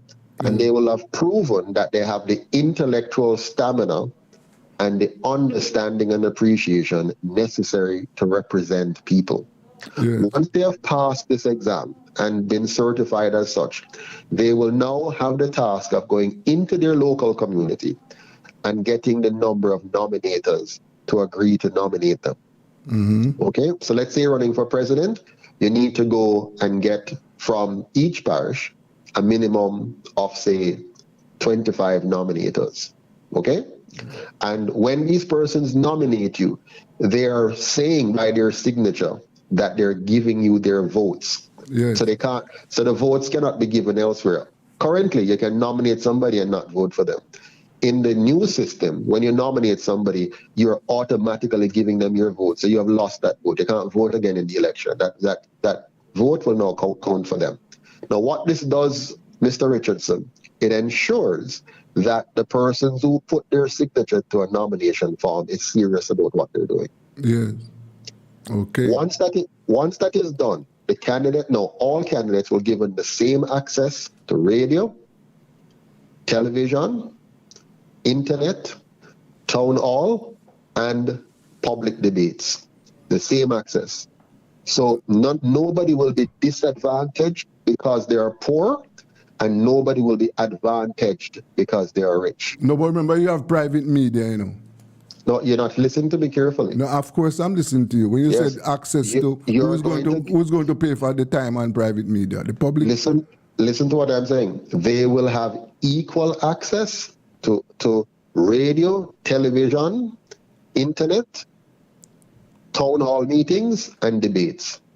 All right? There will be no funding available outside of the funding assigned to every single candidate equally. Mm-hmm. So nobody is going to get $1 more or $1 less. Yes. Nobody will get more TV time or less TV time. Okay. Right? So it's given to all. Now, once that is done, and it's now going to be up to the citizens now to pay attention now, because there's no help from JLP for the JLP candidate. There's no help from PNP for the PNP candidate. There's no help from UIC for the UIC candidate, because all candidates are given the opportunity to communicate with the constituents. Yes. And all their pronouncements will be fact-checked by a panel of auditors. The auditors will audit their background to see that what they're telling you about their past is true. They will audit their finances to tell you about their assets and their source of assets. And they will audit their statements and promises that they tell you to see if there's any inconsistencies or anything that doesn't add up. Yeah. So you're also looking at a larger government also. I mean, numerically. No, not larger government. Okay, you're kind of a million candidates, but you're still only going to elect the number that is allowed. Okay. So who is going to select the cabinet? The people are going to vote on the candidates. You have a democracy. No, the people are going to select the candidates. They are going to vote for the candidates. Yes. So at the end of the election day, whatever the period, the votes are counted. Yes. And the winners, the winners would emerge from the count. Absolutely. Now, after that is done, what is the process to select a cabinet, and what will be the size of that cabinet? Excellent question. Now you're getting it. So now that you have had an election of candidates. Now, what I did not tell you before is the strata, or how the thing is structured. So right now, the way it is structured is that you elect parties, and the leader of parties become prime minister. The winner, the party with the most candidates become the prime minister in the current system. In our system, there's no such thing. We have an election for a president by the people. So the people elects who is going to be the chief executive officer of their country. That person is going to be both head of state and head of government. So that's the executive branch of government. When that person is running, the person will have two running mates. One will be the general secretary, which is going to be the person who is the chief of staff that looks at how the whole cabinet is composed and that everybody is properly functioning in their respective role. That's the general secretary. The second running mate will be the treasury secretary, which is the minister of finance. Yes. So when we're electing the president, we're electing three persons. One ticket with three persons: the president, the general secretary, which is like your HR director in a company, and the Treasury Secretary, which is like your CFO, Yes. right? Or Minister of Finance. So that's one part. Then there are going to be 3 vice presidents, which are elected in their own right. Yes. One for Cornwall, one for Middlesex, and one for Surrey. So each of them will be elected by their counties. You notice that they're not affiliated with the president necessarily. So when you form the nucleus now of your cabinet, those are the 6 persons who form the nucleus of the cabinet, right? There are 3 vice presidents. And Mr. Patterson, I tell you what. Yes. We have to continue this discussion, you know. I tell you what. Yes, we have to continue with this discussion. Now, tell me something. Let us say, can we agree that we are going to continue this discussion Friday at 3? Yes, we can. No problem. Yes, I want you to note that because no problem. Yes, this is a very, very interesting discussion, and I want to. We in other words, we run out of time now. Yes, right? Understood. Yes. But Friday we are going at 3. Friday at 3. Wonderful. See you then. Yes. Thank you very much. That is Mr. Joseph Patterson, the president of the United Independence Congress, and he's telling us about how he intends to form his government. And this is something very new. Well, as we concluded that we'll continue this discussion on Friday. This is Rebel Radio. Well,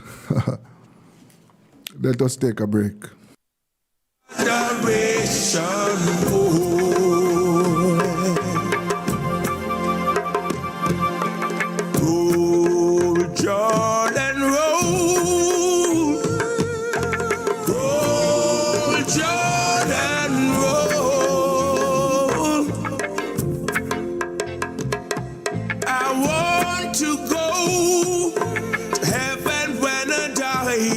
Just to hear Jordan roll, roll, Jordan roll,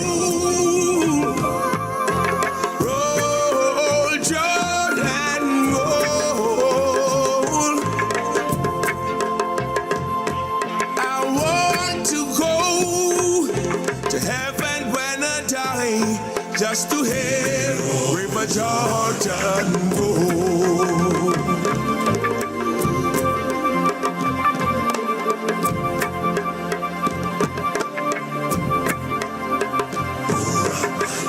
My soul in the bosom of Abraham.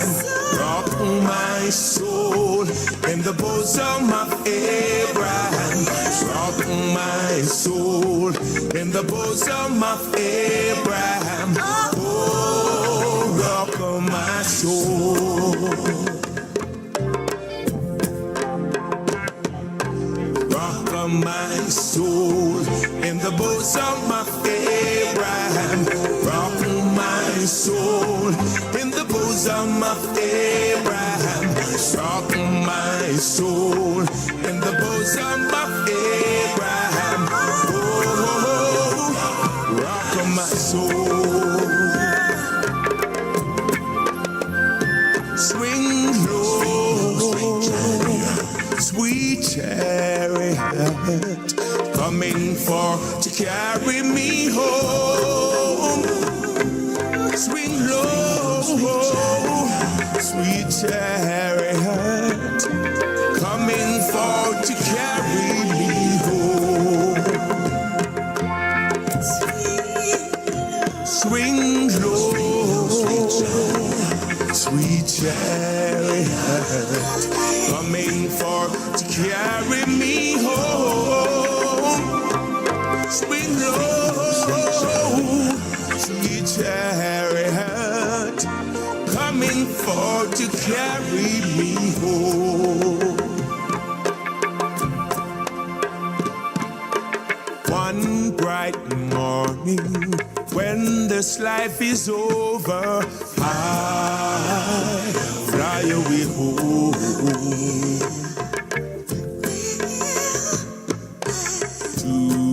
home on God's celestial shore. Fly away home. Fly away home to glory. Fly away home. When I die, hallelujah, by and by, fly away home. Fly away home to glory. Fly away home. When I die, glory, hallelujah, by and by, fly away home. Fly away home. I will fly, yeah, fly away home.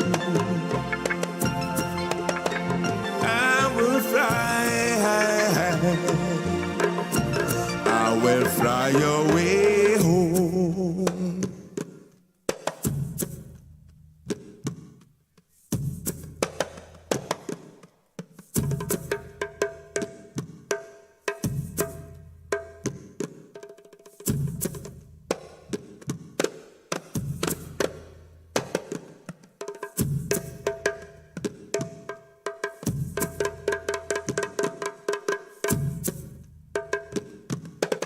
Girl Shensia with a message to you from myself and the Ministry of Health and Wellness. Shen Yang, everyone say wear a mask where the numbers drop. I don't want COVID, lay your down flat.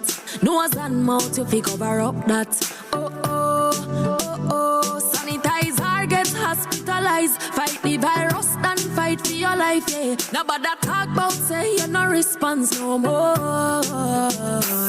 Don't be reckless, cause your test say you're not happy. You can still get the virus from somebody. Don't be reckless, cause your test say you're not happy. You can still get the virus. So keep the numbers down. Protect yourself and the people around. COVID in town, 6 feet apart and 6 feet in the ground. Yeah. Keep the numbers down. Protect yourself and the people around. COVID in town, 6 feet apart and 6 feet in the ground. Stay alive, stay alive, stay alive, stay alive, stay alive.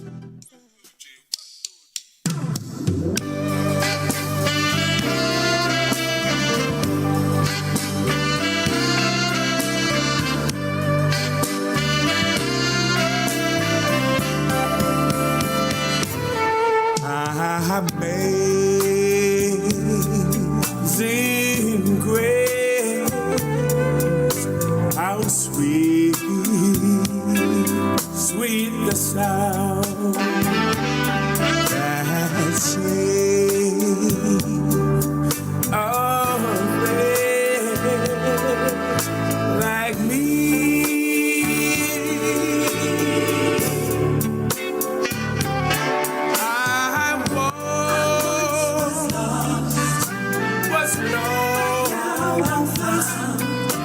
But now I'm found. I was blind, but now I see.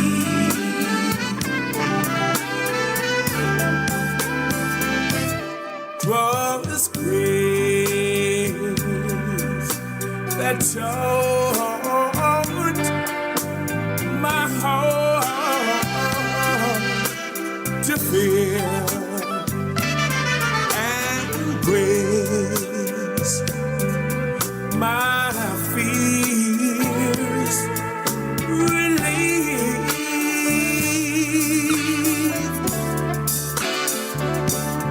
I'm precious deep the grace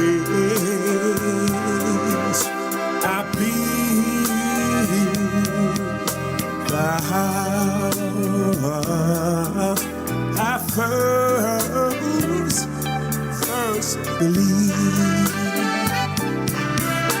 Are you with me? So amazing grace, how sweet, sweet the sound that saved a wretch like me.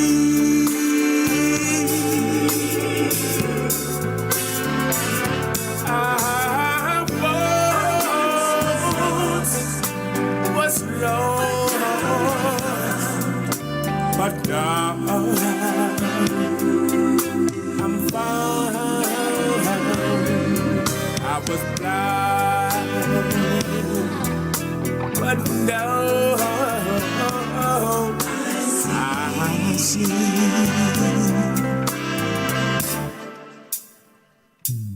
Through many dangers, joy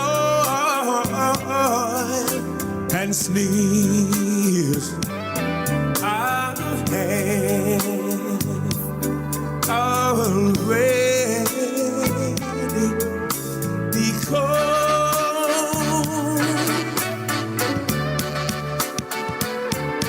For was grace that brought me safe this far, and the grace will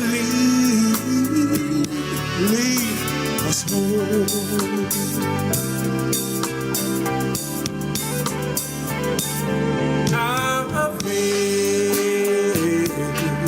Amazing grace, how sweet,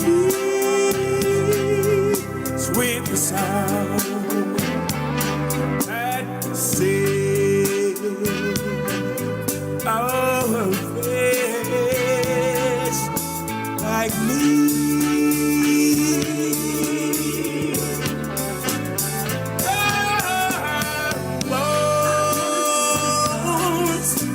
Was lost, but now I'm found. I was blind, but now I see.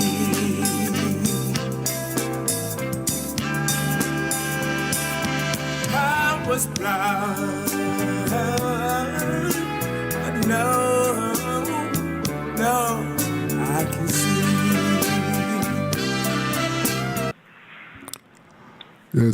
Yes. Welcome back to Rebel Radio.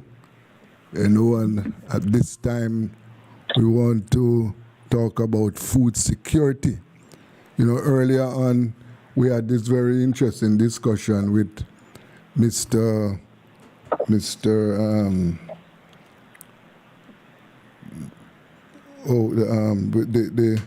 The Vice President of the Agricultural Agro Investment Corporation, and we discuss a lot of things about agriculture, Mr. Owen Scarlett, and he told us several things. Right now on food security, we have with us agriculturalist Maureen Denton. Maureen, how are you? Are you there? Yes, I'm here and I'm well, thanks. Yes. From where you sit, what do you say with our food security? Where you see we heading this year? What are some of the what do you think we need to do and where we are now? Well, I think as we know and we have seen, there's an overall challenge with respect to food security in many different countries, not just here in Jamaica or in the Caribbean. Yes. Between the COVID-19 pandemic and the war in Ukraine, there are severe shortages in many areas, and there are also logistical problems. So if you take a country such as ours, we're a small country that is dependent on a lot of imports for our food security, and we're also dependent on imports to use in the cultivation of our crops. We're not in the best situation, and it's one that we really have to focus on to see how we are going to improve the amount of produce that we grow for local consumption. Yes. Right? So that is a big challenge. Again, also traditionally, our farmers have not been very profitable in terms of their operations. Mm-hmm. And apart from being hit by climate things such as drought or too much rain, flooding, etc., you have issues such as not being able to adhere to best practices when it comes on to agriculture, not having the necessary equipment, etc., so that they can actually cultivate on a timely basis. Mm-hmm. So there are a lot of challenges facing our farmers, and we run the risk because one of the things coming out, as I said, COVID-19 and the pandemic, is that countries who would generally be exporting produce are making sure that they can meet their internal demand before they are thinking of importing. So we will see situations that sometimes we may want certain produce, whether to directly put into our production or just to use, that we will not be able to get. We have seen some of that, and nothing tells me that situation is going to immediately turn around for 2023. Right. It's something, we always talk in Jamaica, we have to focus on agriculture, because it contributes so much and this, that. But the systematic and systemic things that we need to do, we haven't been as successful as doing those. Mm-hmm, mm-hmm. Right. So, and that is where, Maureen, we need to concentrate some more effort, because if we are facing a situation, we are looking at a situation globally where imports, it might be difficult for us to import. Mm-hmm. So it is incumbent, and it is important that we try to produce in order to fill, in other words, to sustain ourselves. Right. And part of that also, very importantly, is what capacity do we have to store? In other words, when we do tomatoes and everybody decides to do tomatoes and the market is flooded with tomatoes, what capacity do we have to store? And when I say store, I mean, can we can? Can we dehydrate? What are the ways that we can ensure that we have tomatoes outside of that flood period? Yes. And that the farmers don't have to dump a lot of that. Sometimes you have everybody calling you, anybody want to buy tomato, anybody want to buy tomato, or anybody want to buy sweet potatoes. Mm-hmm. So the whole thing of cold storage, of dehydration, of perhaps more canning, etc. Mm-hmm. And the government has been talking about it in terms of improving cold storage and other things, but we have to do. We can't keep talking. We have to move from talking now to really make sure concretely we are putting certain things in place to ensure that we can look after the food security of our people. Yes, right as we speak, we don't have that capacity at all. We don't have a lot of storage capacity. We don't have that. We don't. Right. We don't have that, and we don't have dehydration facility, which would really help us significantly. Right. So those are areas that require immediate attention, right? They do. Yes. And they do. Yes.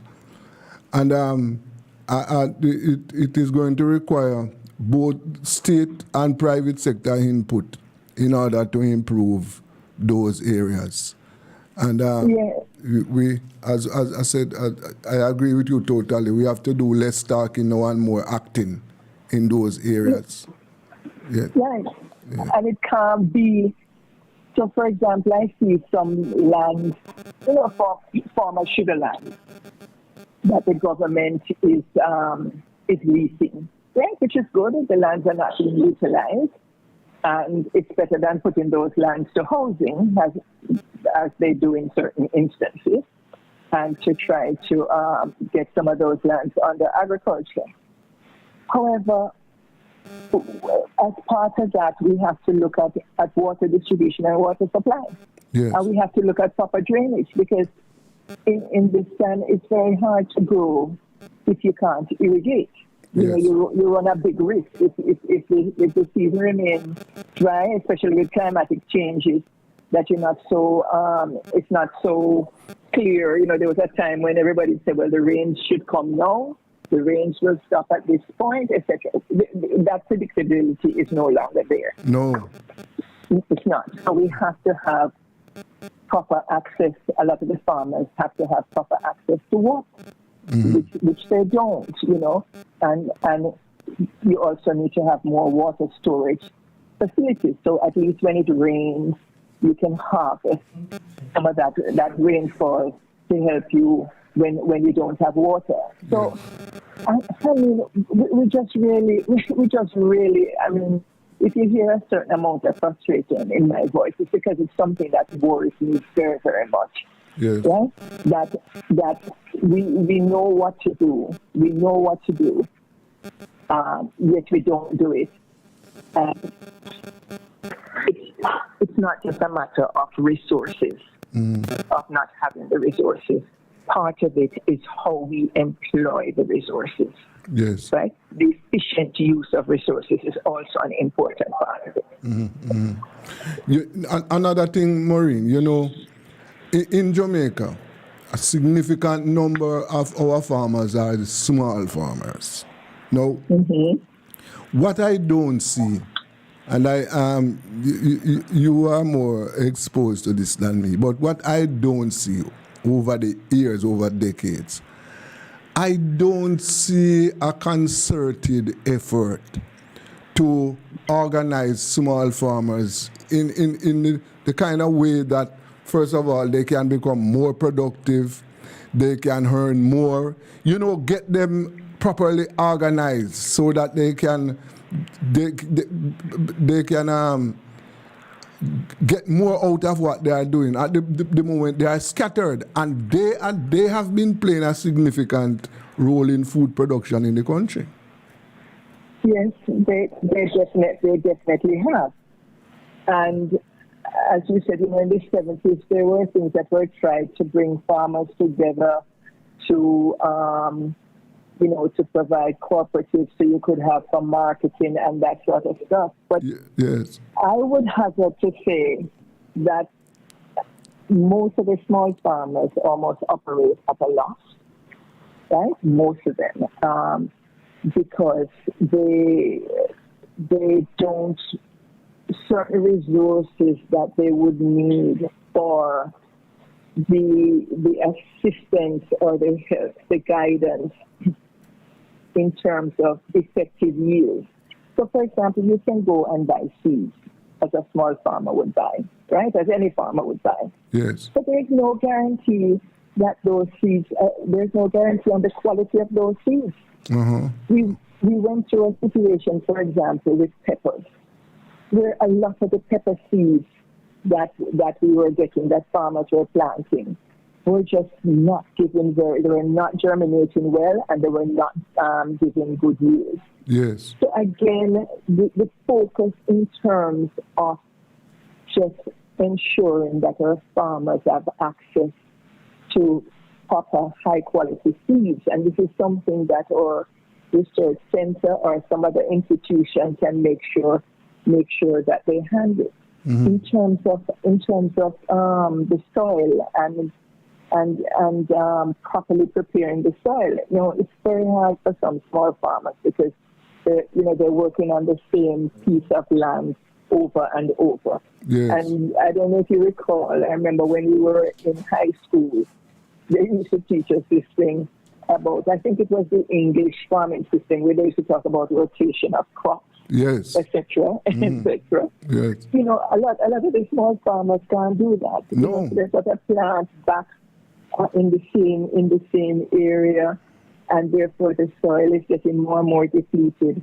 There isn't cheap sources of testing the soil so that they can test and say, okay, this soil is nitrogen deficient, or it's deficient in other areas, Yes. and to be able to add the necessary, whether it's through organic or other means, to ensure that their soil is also at its optimal level.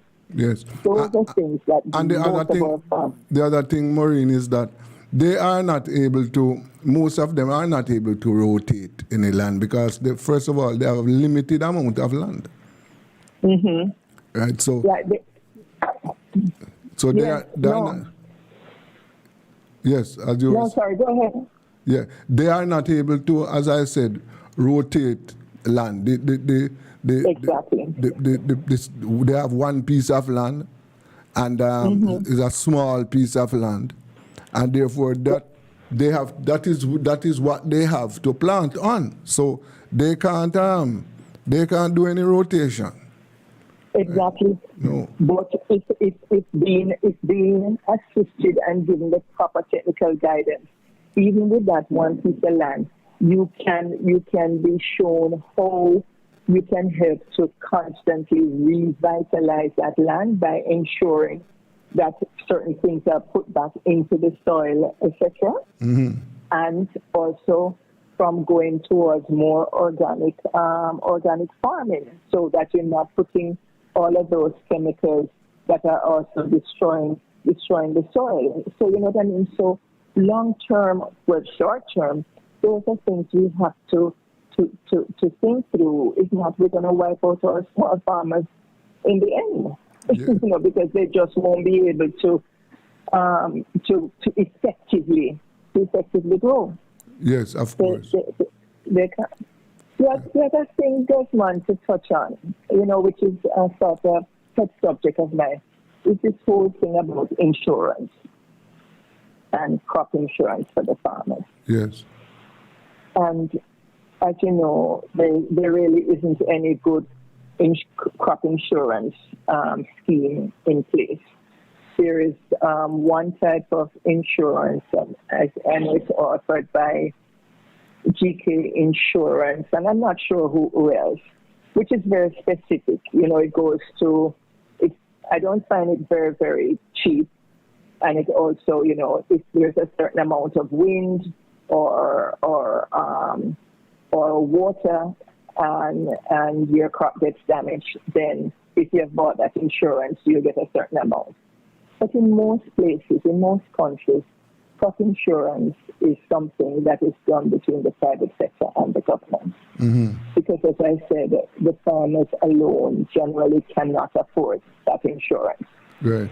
And the government, and when I say the government, I'm not talking about the specific government as opposed to another government. I'm just using the word overall. You know, have been talking and looking at this as to how it can be done. But we still don't have any proper insurance scheme in place. Yes. But if you have a major flooding like we had last year, then the government has to come up with all of this money to try to help some of the farmers who have been impacted by all of this flooding. So again, it's the long-term thinking. In the long term, what is going to be more cost-effective for you? Trying to put in some type of insurance from now to help these farmers to recuperate after, or to just continue as we are. We wipe out the small farmer, they can't come back, or the government has to spend a lot of money just to deal with some of them. You know? You know, and spending money on the things, like I said, like water storage, like drainage, right? Proper drainage, so that when you have floods, I remember going up, I asked specifically to go and visit JP's farm up in St. Mary, their pine farm.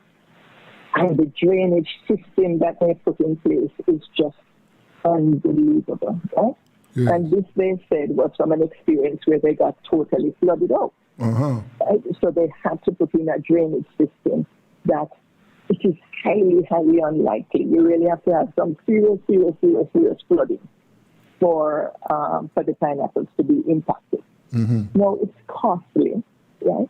But at the end of the day, if you don't have the sort of drainage, a proper drainage system, you will get wiped out Yes. when the floods come, you know. So we have to, those are the things the officers and others have to ensure that our small farmers can at least dig a gully on the side and say to them, listen, it's better you give up that little piece of land by digging this gully than for the rains to come and wash away and just flood out your field completely, and to try to put some proper drainage in place. Yes. So they're like a challenges, but they're not insurmountable. They're not with some focus, you know, with focus and... Yeah. I, as I said, speaking earlier on to the CEO or the Owen Scarlett. Yes, and he spoke about some activities, you know, that were, for example, he said that they are now looking at concentrating on 835 acres of mangoes down in Clarendon, you know, and they are looking at how to revitalize certain other crops like hockey and all those things, right? Which is good news, you know. But the thing is that we need from where I sit, we need these projects. We need them to be more scattered. Now, you know, we need more participants in them. We need that if we are going to really strengthen our position. Because Maureen, one of the things that we must concentrate and be concerned about is how are we going to reduce our food import bill from $1 billion US per year? This must be of concern to us, right? Right, because it is not affordable. It is not affordable. No. Yeah, and certainly what we have sufficient land. And remind me to tell a little bit about the Caribbean on this. We have sufficient land that for certain things we certainly can grow some of those things that we're importing. There's no two ways about that. We can grow. So you need a balance now to say, okay, the things we can grow, how can we increase the amount of those crops that we grow so we can feed ourselves as much as possible. And in the other things is to say, what can we export so we can get the foreign exchange to buy the critical things that we need that we can't grow. Yes. Right? So that balance, and that brings me to the Caribbean. We can't keep, yes, we're an island, but we can't just keep acting as if we can do it by ourselves. We see to throughout where other countries have come together and formed various type of unions and whatever it is. So we have collaboration. And yes, we have CARICOM. But how effective is it? Right? I mean, there's more trading now, but are we looking to see now what is it? Jamaica, can Jamaica grow enough in certain things so we can export it? Can Barbados was mostly sugar, but I think Barbados is now trying to grow some crops so them can help, you know, to meet some of their local needs as opposed to importing every single thing that they need, right? So the collaboration and the work, and I mean, there's talk. I'm not acting as if no efforts are being made, right? You know, there's talk about how we can improve it. I am just impatient and saying that we don't have all the time for just talk. Right? And what you find is if you don't put strict implementation things in place and have somebody who really monitoring it and staying on top of it and whatever it is, it just drags and drags and drags, and it's 10 years, and you still haven't implemented something you talked about 10 years ago. We see it all the time. Yes. They said finally after 15 years, there was something I read in the paper, I don't remember what they were opening, and they said, after 15 years or 18 years, we finally got this done. Now that's embarrassing. It's just embarrassing. And we shouldn't even want to say that. Yes. Yes, but that's but what we're contented with this pace.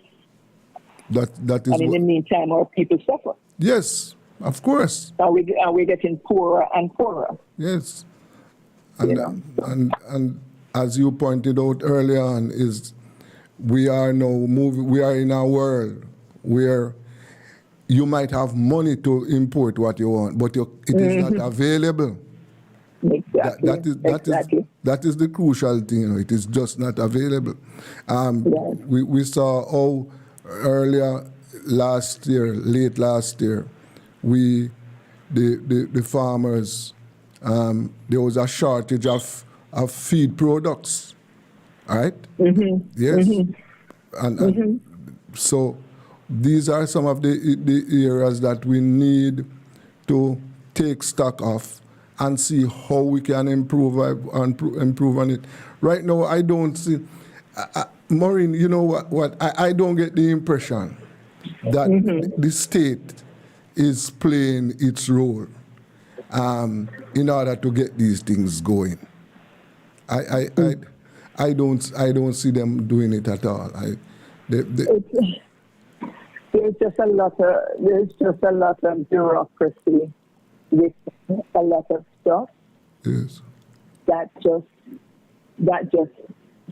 hinders the implementation. When it was with the Economic Growth Council, or that was under the JLP administration, yes. and when I was with the subcommittee of cabinet with Pro, and just tracking the implementation of things, I found that if we were lucky, 60% or so of whatever we were supposed to implement got implemented. And that is probably a little bit generous, because times would have been, the timetable would have been shifting. So we're just not good at implementing.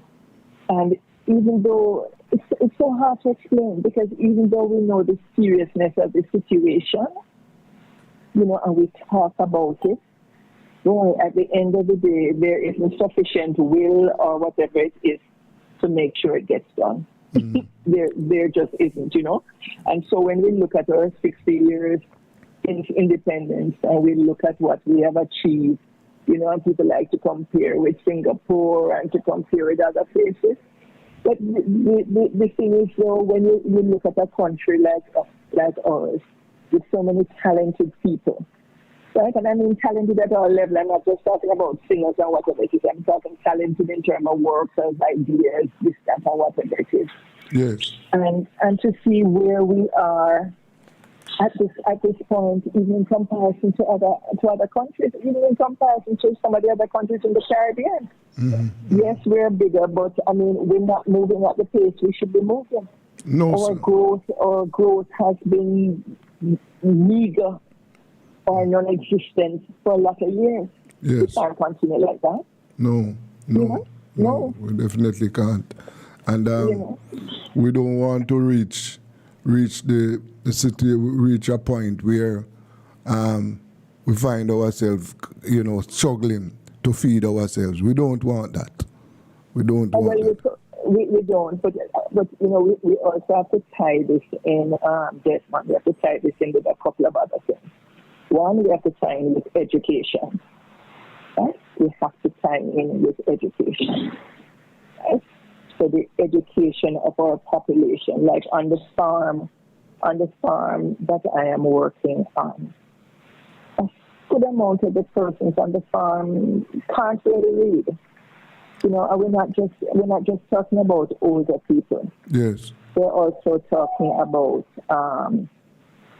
younger people or so forth, that they can't read, they can't write well. Mm-hmm. So at some point we want to put in a program We can't call it Jamal because everybody gets upset at that. But some program that says, listen, here's an opportunity, so you need to take it. So we also, for a country where agriculture is as important, right? Especially in the rural areas, every school, every primary school and every high school should be having some part of their curriculum agriculture. Right? That is an important part of our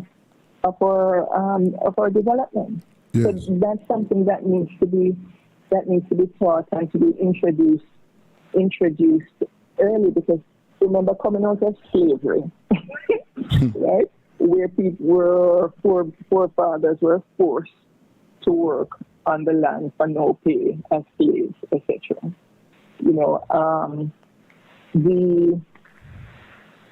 Agriculture has a certain amount of stigma. Right? After slavery, people just wanted to leave the land and didn't really want to see the land, right? But we know that the land is really our bread and butter. We know that's where we can feed ourselves. And I jumped for a minute to talk about when I was in Zimbabwe. One of the things you notice, so the main staple was, I think, called sadza, which was made out of corn, right? You grind the corn and you make it into a powder, and it's called sadza. That was the main meal of the people. They'd have that with vegetables, or if they can afford it, with meat. So there was only a certain time of year that you could grow the corn because of the weather and so forth.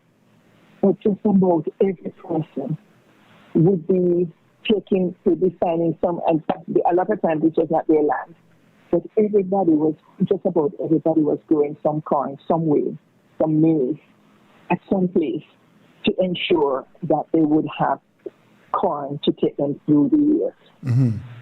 Everybody was, wherever they live, they just find a little piece of land somewhere. If they don't have land and they'd be growing maize, putting it down, so they have basically a year's supply of that, right? Yeah. We have to find ways to make sure we can feed ourselves and feed our people. We can't just keep depending on imports. Yeah, Maureen, I want you to hold it. We want to take a break. Don't go away. Hold it for us. Yes, this is Rebel. This is the Rebel Radio. Don't move your dial. I'm on something.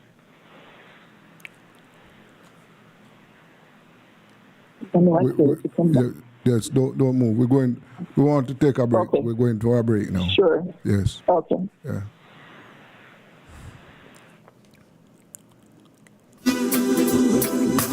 You make me feel brand new. For blessing me, I adore you. Almighty God, I love you. I sing this song for you. You make me feel brand new. For blessing me, I love you. Yeah, I really love you. I sing this song for you. Oh yeah.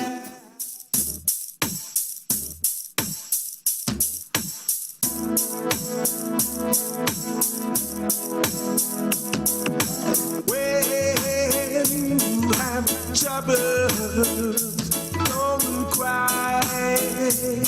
Oh no, no. Just remember that God is standing by. Hold on, yeah.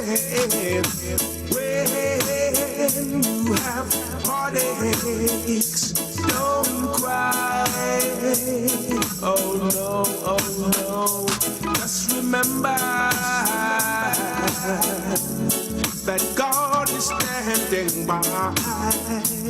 Sometime when your burden is down, just remember God is standing by.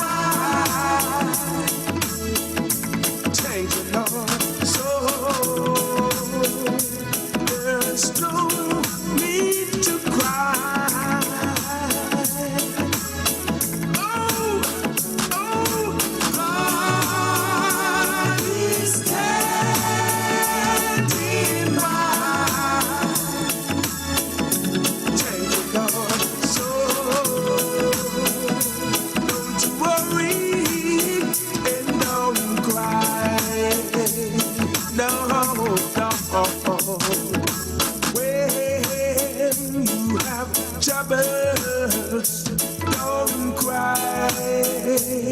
Oh no.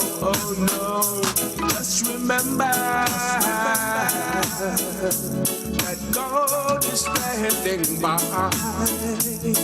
When you come running over, just remember God is standing by. Thank you, Lord. So there's no need to cry. Wait, God is standing by. Thank you, Lord. So don't you worry and don't cry. Oh Lord, yeah.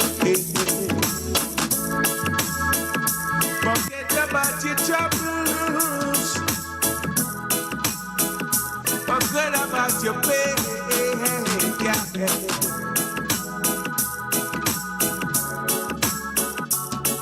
Put your trust in the Father. Yeah. Oh Lord. God is standing by. Thank you, Lord. So Yes, welcome back to Rebel Radio. You know, we're talking to agriculturist Maureen Denton, and we're talking about food security. So, Madam Denton,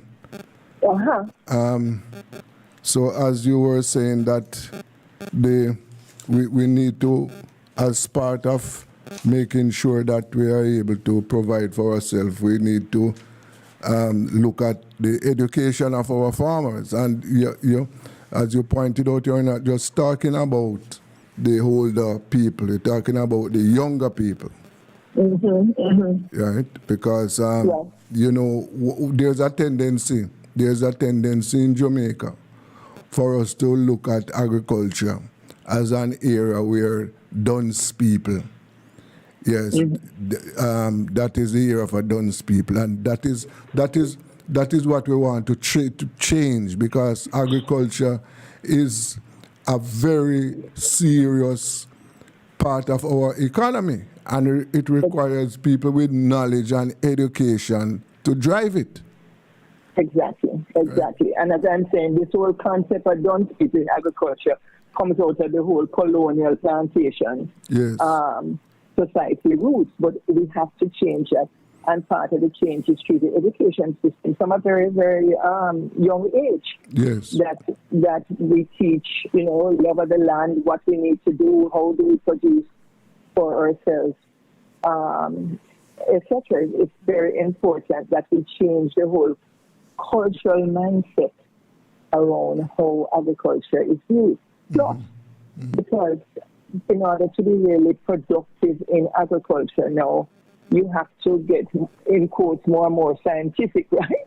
Yes, of course. You know, you have to use precision agriculture, you have to use certain technology to be able to get better yields, etc.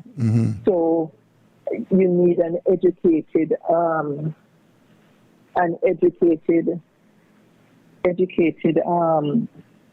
people working with you, so that you can be able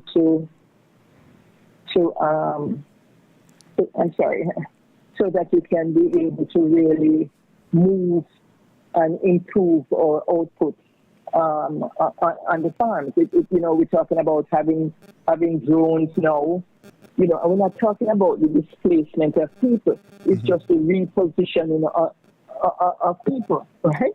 Yes, but, of course. You know, we have to use drones to help with the spraying, because it's much more precise, etc. So all of that needs to, you know, we need to put those things in place. Yeah, and the other thing, Sister Maureen, is that we need to concentrate on some more on research.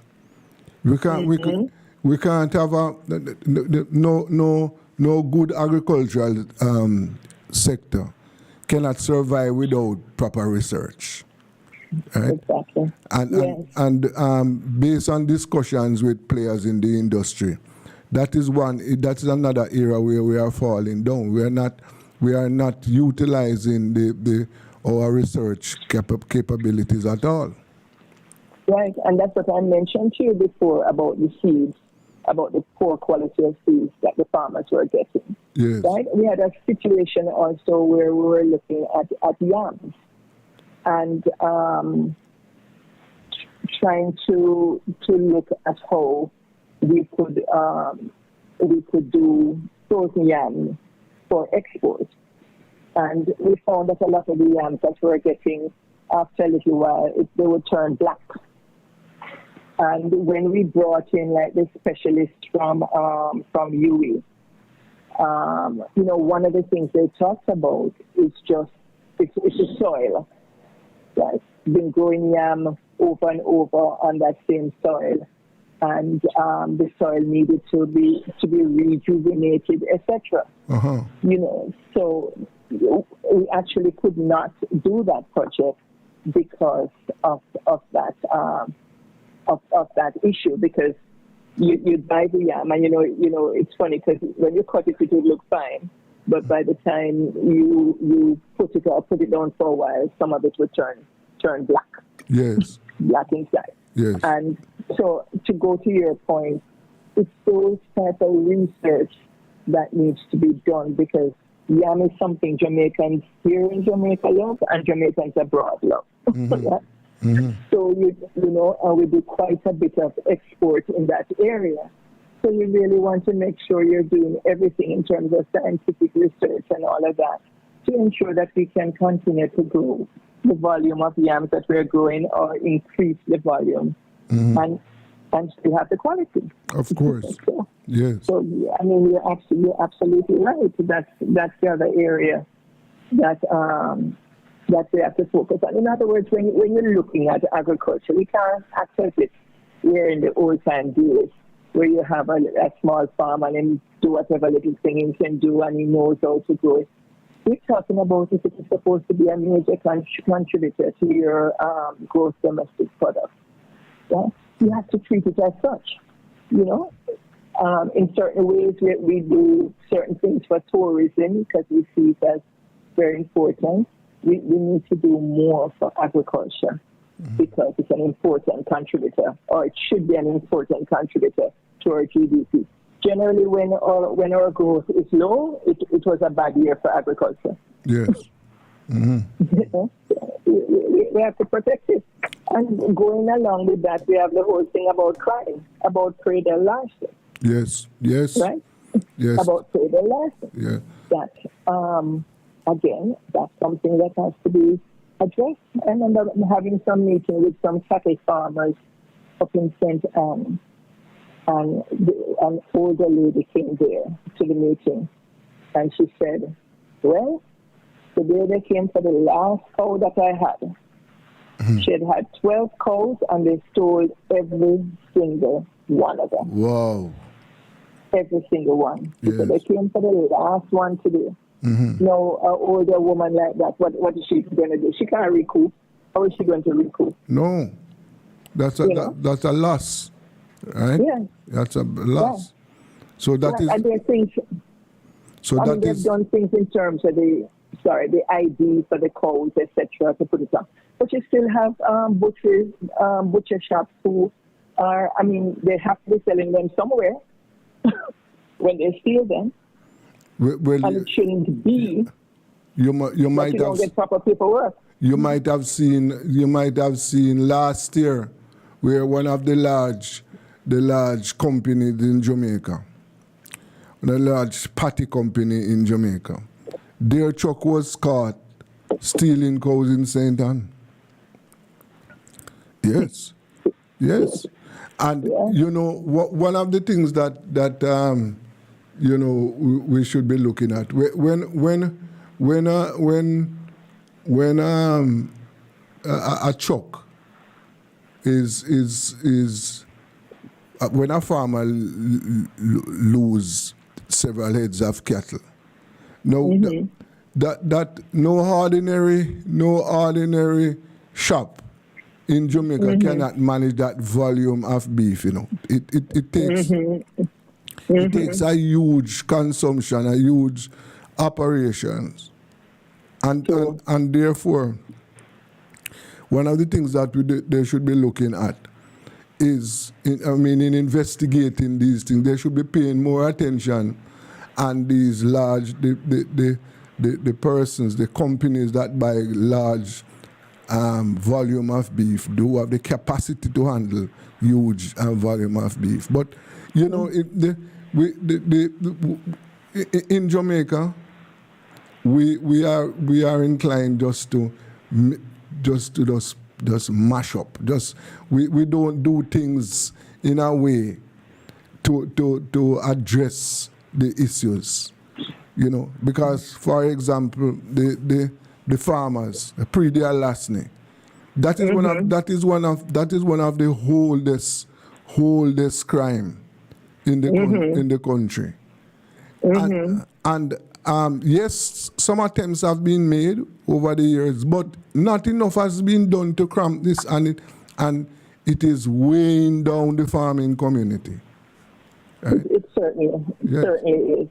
Right. It certainly is, and this is part of the whole indiscipline, the corrupt nature of the society, the ability of certain persons to get away with things that other people can't get away with. The facilitating of the corruption, the fraud, the stealing, etc. Right? Because, as I say, what one and alone can't clap, or whatever it is, it's other persons who are involved in these things. And as you said, if it's large enough, it can't just be going to some little one person. No, right? No, not at all. Not at all. But Sister Marina, I want to thank you for your contribution this afternoon. And, we have to continue focus on these things, because these are important issues, right? They might not be on front pages every day, but these are important. We must be in a position to feed ourselves and to protect our farming community. So I want to thank you. Yes. No, thank you, and thank you for the work that you're doing. Yes. Because it is important that persons understand that we cannot continue the way we are. Yes. Not if we love this country. Yes. We have to make sure we put in the changes. Thank you so much. Have a good afternoon. You take care. Bye-bye. Yes.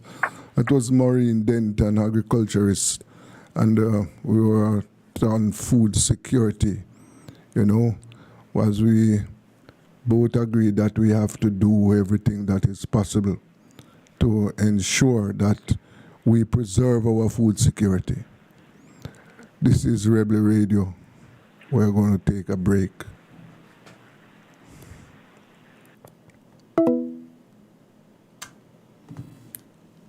Yes.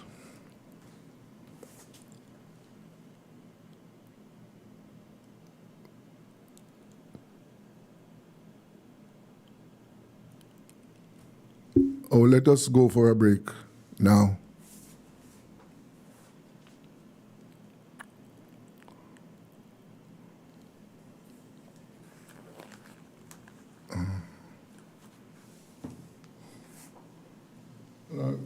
I'm not hearing no music.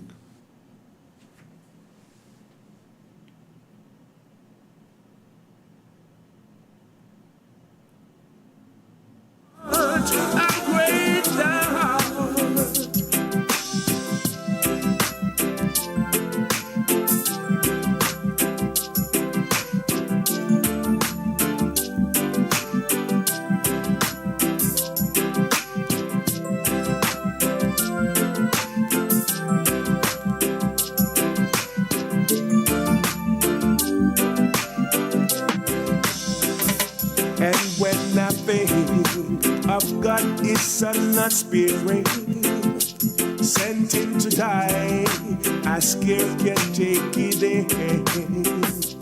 Then on the cross, my burden gladly bearing, He bled and died to take my sins away. Then sings my soul, my Savior God to thee. How great thou art, how great thou art. Then sings my soul, my Savior God to thee. How great thou art, how great thou art. Then sings my soul, my Savior God to thee. How great thou art, how great thou art. Then sings my soul, my Savior God to thee. How great thou art, Almighty God, how great thou art. I need you, Lord, right now. Yeah, yeah. I must tell Jesus all of my trials. I cannot bear these burdens alone. In my distress, He kindly will help me. He ever loves and cares for His own. I must tell Jesus. I must tell Jesus. I cannot be. My burdens alone. I must tell Jesus. I must tell Jesus.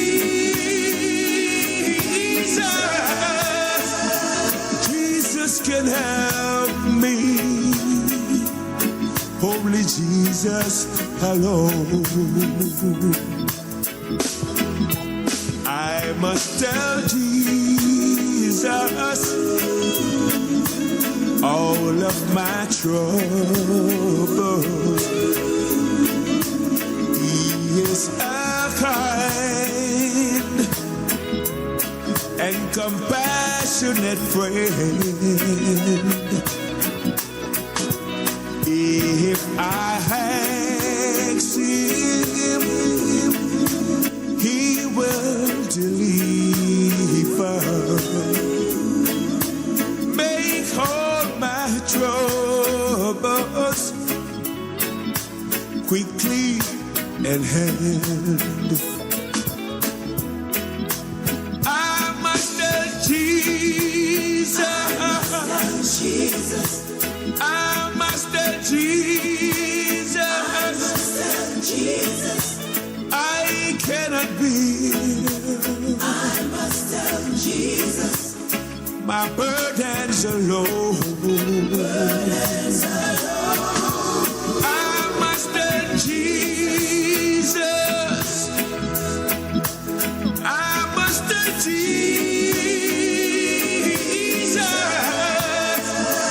Jesus can help me. Only Jesus alone. What must I do when worldliness calls me? What must I do when tempted to sin? I must tell Jesus, and He will help me over the world, victory to win. I must tell Jesus.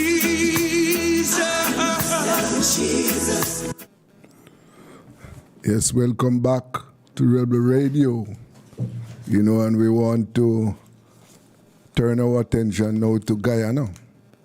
You know, we at Rebel Radio, we keep some attention. We want to pay some of our attention to Guyana, what is happening in Guyana. You know, there are a lot of conflicts, political conflicts over there, and this is having a serious impact on the lives of the Guyanese people.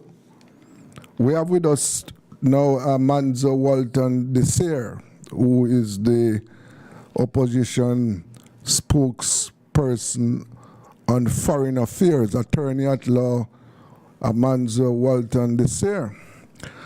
Manzo, are you there? I am. Good afternoon. Thank you for having me. Yes, Happy New Year. Yes, and same to you and your listeners. I didn't realize that we hadn't connected for the year since. So all the best to you for 2023. Yes.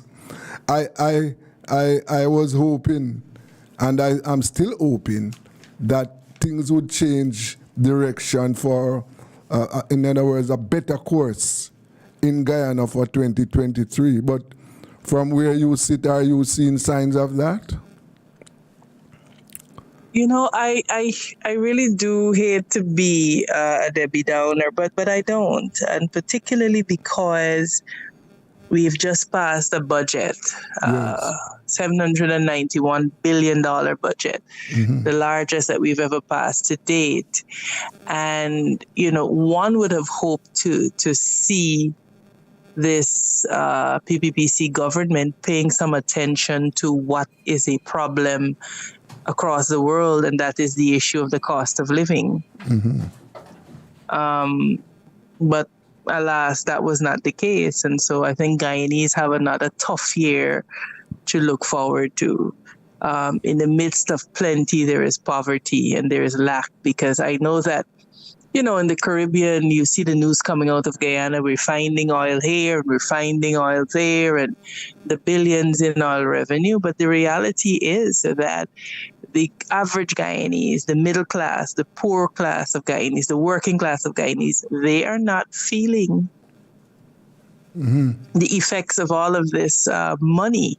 And so, you know, I think, unfortunately, because we have a government that is very stiff-necked in its approach and at their core very corrupt, I think we as Guyanese have to brace ourselves for a rough year. I mean, when you have a $791 billion budget, Yes. and 0.5 of that, not 1%, but 0.5 of that is what you have allocated to poverty alleviation measures, which you are yet to announce, you understand that we are in for a rough time.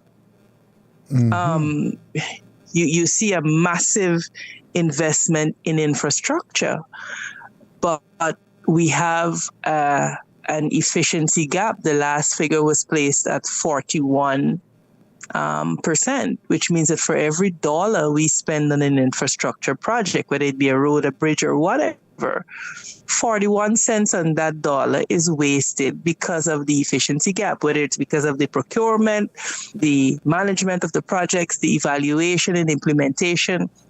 The reality is that 41%, 41 cents of that dollar will be wasted. No. What we continue to advocate is for this government to come up with a more balanced way of managing the economy. We're seeing this massive infrastructural push, but what that is doing, and because now they have oil money to spend, you're seeing this infrastructure push, but what that is doing is that it's having a negative effect on the non-oil segments of our economy. So, for example, the rice farmers are taking a beating. Why? Because for a number of reasons. They now have to compete with government and this massive infrastructural drive for certain services. So transportation services, labor services, the costs have skyrocketed. Okay. Right? Yeah. So they have to compete with the government for that. And then we seem to have a government here that does not appreciate the impact that climate change is having. One of the things that alarmed me and that I spoke about in my budget presentation a few weeks ago was the fact that as a low-lying coastal state, we are 6 feet below sea level. Yes. The government has cut spending on sea and river defense. So that has opened the gate for flooding. But it means that we are now vulnerable Yes. to the sea more than ever. So it really is. It's puzzling, to say the least, that a country that has the resources now to invest in proper sea and river defense, we are instead cutting expenditure there, focusing on building roads and hotels and golf courses and tracks and malls. Yes. But we are failing to protect the infrastructure from the sea. Yeah. And but also the reality is, and also not enough is being done to address the needs of the working class and the poorer classes. so it is a conspiracy of a lot of circumstances that we are forced to battle against, and a lot of it is orchestrated by this government. Now, everyone who understands how they get their kickbacks and so on will understand why is it that they're investing so heavily in road and bridge infrastructure. Yes. Because that is where they are able to control the procurement. And that is where they're able to engage in massive corruption. Sea and river defense are what we call lean projects. So there's not much room for too much manipulation, but the infrastructure, the capital expenditure has increased by some 600% over the last 2 years. Yes. What was in the budget Meanwhile, what was in the budget for nothing. Improve education? Education received a substantial amount, I will say. Yes. But what I point out is that, for example, they have certain grants that they're giving to school children, which we indicated that we support and we are happy. But we are of the view that given what the government is commanding in its coffers, those grants, etc., should be supplemented by something called, by looking at investing in a transportation program where they subsidize transportation. Because these grants are once a year, and they're intended to buy school clothes and books. So when it's gotten and it's expended on the children getting school clothes, etc. So when it's done, it's done. Parents still have the headache of getting their children to school You mean every day. the transport. And so we're saying, come up with programs, work with us. We're willing to work with you to come up with programs that will see a subsidized system to get our children to school, so that, of course, that frees up monies in the parents' pockets and they're able to have a little more disposable income. Because the reality is that for the first time, we have the resources to so do. And so what they give has to always be taken in the context of what is there to give. Yes. Public transportation. What is the state of public transportation in Guyana? It's not public per se as you would know it, because I noticed Jamaica, they've introduced these big buses, etc. What it is that the system is in the hands of the private sector, of private bus owners and operators. Yes. And the truth is that does do a lot in terms of employment. So whatever approach is adopted will have to take into account balancing the need of the people to work and to earn, but also the need for children to be able to get to school at reduced costs. Yes. So this is not rocket. Sorry. Yeah. Is Go it ahead. efficient? Is the service efficient? It is efficient. I mean, it is efficient. Certainly, safety continues to be a concern. Yeah. Because of the high rates of accidents and so on, and the fact that some of these drivers, not all of them, are less than cautious on our roadways. But certainly there is room for collaboration to be able to professionalize these services and for the government to subsidize these services. Things like food vouchers, for example. These are things that we should look at. A number of countries introduced those type of food support programs when they were dealing with the COVID pandemic. These are not things that we did here. You know, so Guyanese have had to battle through COVID, and now they're battling with really, really tough economic times in the face of a government that has had, for the first time in our post-independence history, this amount of money available to spend. What we see they're doing is reckless spending. They're throwing money after pet projects instead of developing the economy in a balanced and integrated way. And the danger that they've put us at is that we are now at the mercy of oil prices, because last year our non-oil segment, the non-oil sector of the economy, contracted double figures. Everything. Yes. And so everything is focused contracted. Everything is focused on oil production, no? That's what there you go. Yeah, there you go. And so we are in the grip of the Dutch disease. And so those of us who can look down the road and see where we're heading, I am very, very concerned for my country and for our people. Yeah. What percentage of this year's budget is put aside for public health, the public health facilities? I think it was just about 1 or 2%. If I can recall. I could confirm these figures. Yeah. But by far, the lion's share went to infrastructure. Yes. So, and while we are not saying that infrastructure is not important, but at the same time, the lives of the people must be improved from the increased access to resources, right? Absolutely. And you know, this has been the line that the government has been touting, that we don't support infrastructure. So we have to make it clear. We understand that infrastructure is really one of the subcomponents of the components that will drive our long-term growth. We are not saying do not invest in infrastructure, but we are saying that you have to do it in a more realistic manner, because the truth is that the government itself is contributing to inflation.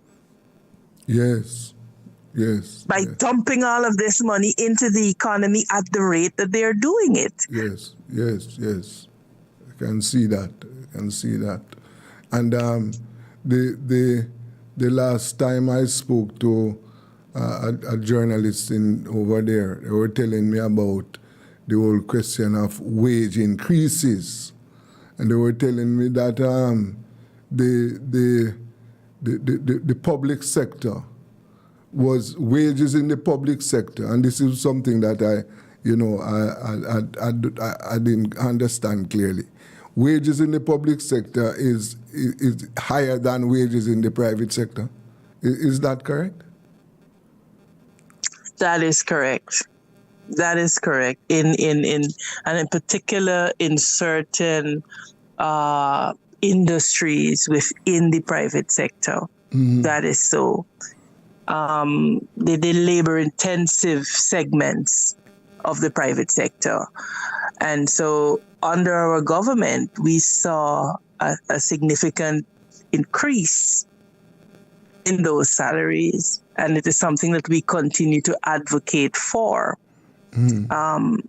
As well, public servants enjoyed close to an 88% increase in salaries over the course of the APNU AFC administration. And we were able to do that without 1 cent of oil money. Yes, yes. And still invest in infrastructure, still, set the framework or the foundation for a lot of issues. Because I think one of the things that we had to grapple with is that the PPPC for the last 36 years, for the last 30 years rather, 31 years, let's say, of Guyana's existence, the PPPC has been in power for at least the last 26.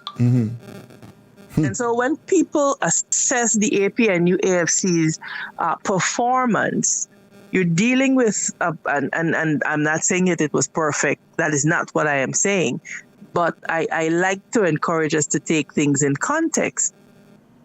The country was a narco state. We were blacklisted for all the various CFATF, the financing of terrorism and so on, all of those, we were blacklisted on all of those platforms. And so our banking industry was seriously affected. And so we had the task of really setting those foundational things in place. So we were delisted, we got off of the blacklists rather. We were able to get a decent scoring on the transparency index. And those things which are foundational to building a strong democracy was what we set about to do. Yes. Things like, for example, the constitutional agencies, their budget was always controlled centrally, contrary to the Constitution. One of the things that we did was that we gave the power to the constitutional agencies to determine their budget and their work plan. One of the first orders of business when the PPPC came back into office was to reverse that law. And so now the constitutional agencies are once again dependent on the Ministry of Finance for the financing of their work plans and programs. And you understand the way that will impact their ability to carry out their jobs effectively. Yes. Okay. Yes. Yes. So the undermining of these institutions, of all of the foundational institutions, continues. The guardrails of the democracy are just being smashed and dashed. And the galling part is that they're doing this with a 1-seat majority in the parliament. Yes. Yes. Now, are there signs, evidence that the judiciary is being politicized? I think if you were to do a poll amongst Guyanese, that is what the result would show their belief is. Yes. But is there, and I think is there real evidence to support that? You know, what I will say is this, and I'm answering cognizant that I am an officer of the court. I would not fault anybody if they came to that conclusion. Okay. I couldn't fault anybody if they came to that conclusion. If they were to do an assessment, you could understand why they might be concerned that this might be the case. Yes. And is it a similar case with other institutions, like, for example, police force, and other state institutions well, that are... The people of Guyana have no faith in the police force. The people of Guyana have no faith in the Guyana police force, and that is the public sentiment. You ask any Guyanese who has been who has been following what has been happening. Look, we had an incident recently of a private contractor, one of the contractors building a road. He a heavy-duty operator was sent to pick up machinery. Apparently, something happened, and the contractor called his private security that proceeded to assault this man because the man was apparently videoing the altercation on recording it on his cell phone. Yes. Gun butted the man, took away his phone, and rode off. The man went to make a police report. Nothing has been done about it. One day he turned up to the police station to follow up on his matter. The same contractor with his private security saw him in the police station, went into the police station, these two security guards, assaulted the man in the police station in the presence of the police. Whoa. No. Yes. His mother was there, slapped his mother, and it is very galling. And he was not arrested for that? Nobody has been arrested. The police have said that the file, quote unquote, is with the DPP. And that is the excuse that they use to send these things to die a natural death. Wow. This has happened in December. The man came out a few weeks ago to do a public video. So this is not, I'm not talking about conjecture. This is there. He recorded it live because he was so frustrated. So what you have now are all of these private interests who have their own personal security, and because they are connected to the government, they believe that it's okay to assault a citizen and his mother in a police station. No, that is disgraceful, man. Disgraceful. When things like these happen, then of course the people must look down on the police force for these things. No. Absolutely. Yes. It can. So it's a things are smoldering, and of course, you know, they've done a good job of painting Guyana in a certain way so that everybody believes that Guyanese down here have this rosy life and this rosy future. The reality is that they're 1 or 2% of the population that are controlling all of the wealth. They're getting all of the contracts. We call them the friends, the families, and the favorites. And so everything is divvied up amongst them. And the poor, working class, and even the middle class, which is rapidly shrinking, have got to make do with whatever. Yes. No, I know the opposition, and I have been watching the news. The opposition has filed a number of court matters, taking a number of issues to court. But politically, what is the opposition doing to, keep these things on the minds of the populace and to keep them, active? In other words, to get the people involved. What is being done politically to challenge the government? Well, what we're doing currently is that we are in the community. We're in the communities, talking to people, bringing that perspective to them. Because, a lot of people say, you need to protest, and you need to do this. But you appreciate that people have to be sufficiently seized and understand the issues as to why they must be concerned before you to have any sustainable type of action. Yes. So we are there, we're talking with them, we are bringing the facts to them. And this is why I'm always grateful for programs like yourself, because you help us to get the word out that all is not well here. Yes. And to be able to bring that international attention, because, as the opposition, parliamentary opposition, we do not have access to state media. Yes. We do not have access to state media. So our programs are not carried on state media, etc. So we literally have to be in the communities, on the ground, going door to door, talking to people, hearing their concerns. And the other fact is that the fear factor is significant because of the politicization of the police force. Yes, so the people are afraid.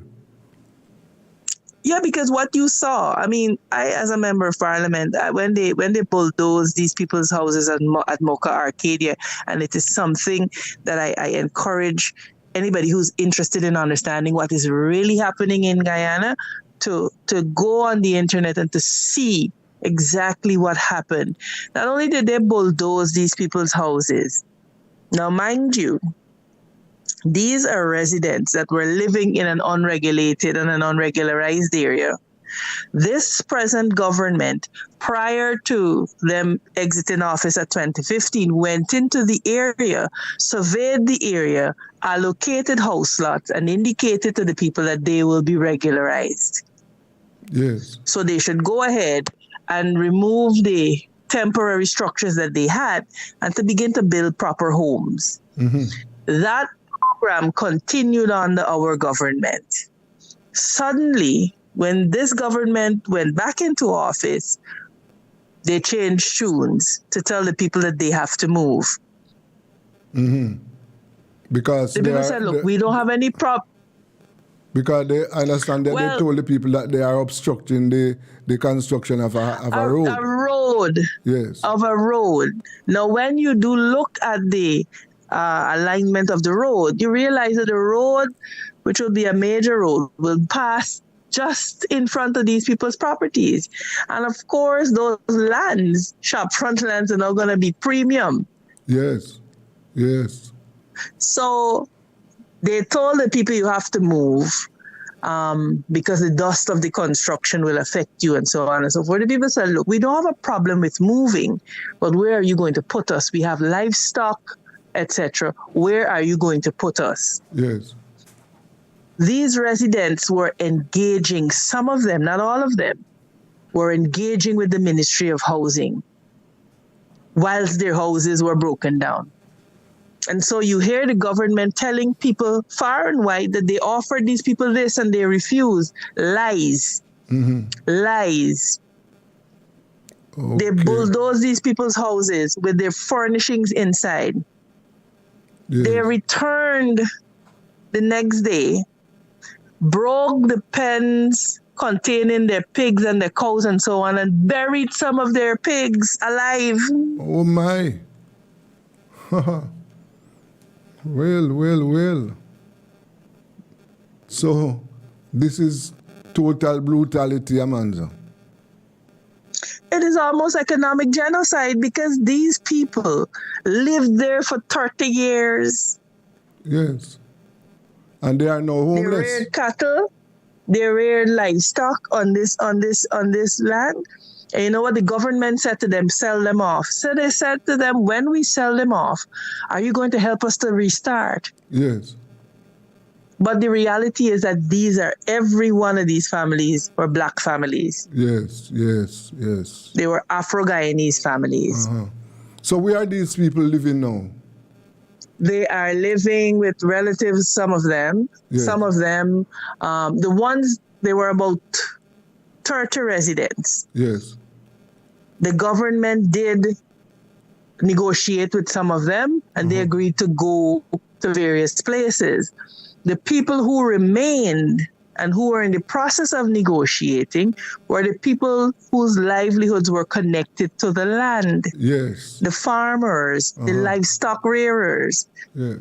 And so the government could not offer them a proper solution to the problem. So where were they going to go? What were they going to do? And so instead of, they wrote to the president. He didn't acknowledge their letter saying, look, come and talk with us. We want to talk with you to hear what it is that you are going to do for us. Because we've been living here, some of us born and grow here. They never responded. Instead, they responded with brute force and ignorance. And today you have families who are scattered. Some are staying with relatives. The man that had a considerable amount of pigs and so on had to sell off some of them. He was able to keep some of them.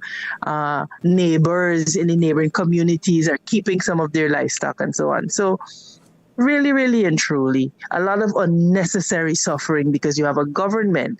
They simply do not care. Wow, no, that is terrible, terrible. Boy, Amanza, we just have to keep this on our agenda and keep informing the people. We at Rebel Radio, we are not giving up. We are doing what we can to keep these events on the public notice board because we believe that it is not right. This is a time when the Guyanese people should be enjoying some of the benefits from the discovery of additional oil resources in the country. And yeah, it is. It is true. Yes, but instead it would appear as if significant numbers are worse off. No, this is bad news. Bad news. It really is bad news, and I really thank you for keeping the spotlight on Guyana. Yeah. I mean, you are aware that Guyana plays an important role in the context of CARICOM, etc. And Yes, so yes. the stability of Guyana is important to the stability of CARICOM, and to that degree and extent, I think it will interest all Caribbean nationals to really become interested in what is happening here. And these things that I'm saying, they're all public knowledge. They're backed up by, press releases and interviews that we would have done, and the stories from the people themselves. Mm-hmm. And really and truly, the only outlet that we have is social media and radio interviews like yourself, and writing, letters, etc. Because there is complete control of the state media. And so it got as ridiculous as, for example, the Speaker of the National Assembly has banned us from using the word corruption and incompetence in the National Assembly. So we can't stand up and say there is corruption. Yes. No. It's now in parliamentary language, so it's coming from all sides. It is ridiculous. It is totally ridiculous, Amanda. Totally ridiculous. I have to laugh at that. That can't be that can't be practical. You can't be telling the opposition what words to use, what English word to use. The speaker has deemed certain. Well, of course, there's this tradition of certain unparliamentary expression. Yes, and the speaker, because we have a standing order that says, and any other words that the speaker will so deem, because the speaker is, he's a government hack. Yes. He has said that we can't use the word corruption and we can't use the word incompetence in the National Assembly. So one of my colleagues, they were quoting a quote from Barack Obama where he spoke about corruption, and the speaker had it struck from the record because he's not allowed to say corruption. Well, I want to thank. Oh my goodness! I want to thank you very, very much for your contribution. And thank you for having me. It's been a pleasure speaking with you. Yes, my dear. This platform is your platform. Have a good afternoon. Thank you. This is so appreciated. You as well. Yes, take good care. Yes. Bye now. Okay. That was Amanza Walton Bessier, and that's the opposition spokesperson on foreign affairs in the Guyana. Now, this is ridiculous what is happening over there in Guyana. Well. Well, Rebel Radio, will continue to play its part in keeping the happenings there on the agenda so that people are kept aware of what is happening to our Caribbean neighbors. Yes, we have come to the end of live programs for today. I want to thank all my listeners and viewers, and thank our technical operator, Bishop Gordon. Continue listening to Rebel Radio. We have the programs will be rebroadcast on Rebel Radio. So keep your ears glued to Rebel Radio. Have a good afternoon. I am Desmond Richards. Nobody greater than you. Lord of mercy. Nobody greater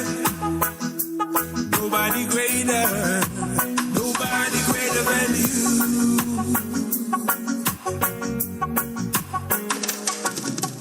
Climbed to the highest mountain, looked all around, couldn't find nobody. Went down into the deepest valley, looked all around, couldn't find nobody.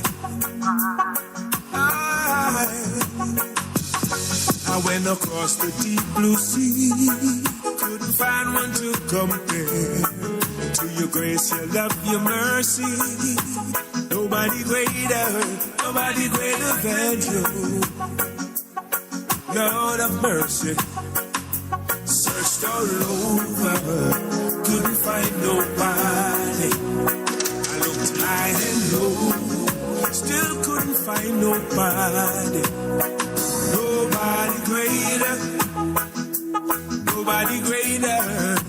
Nobody greater than you.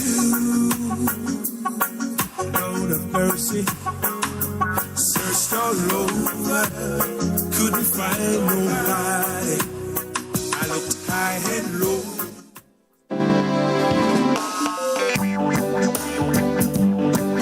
Unseen angels watching over me. Over precious memories. Unseen angels sent from somewhere to my soul. How they linger, ever near me, and the sacred pass unfold.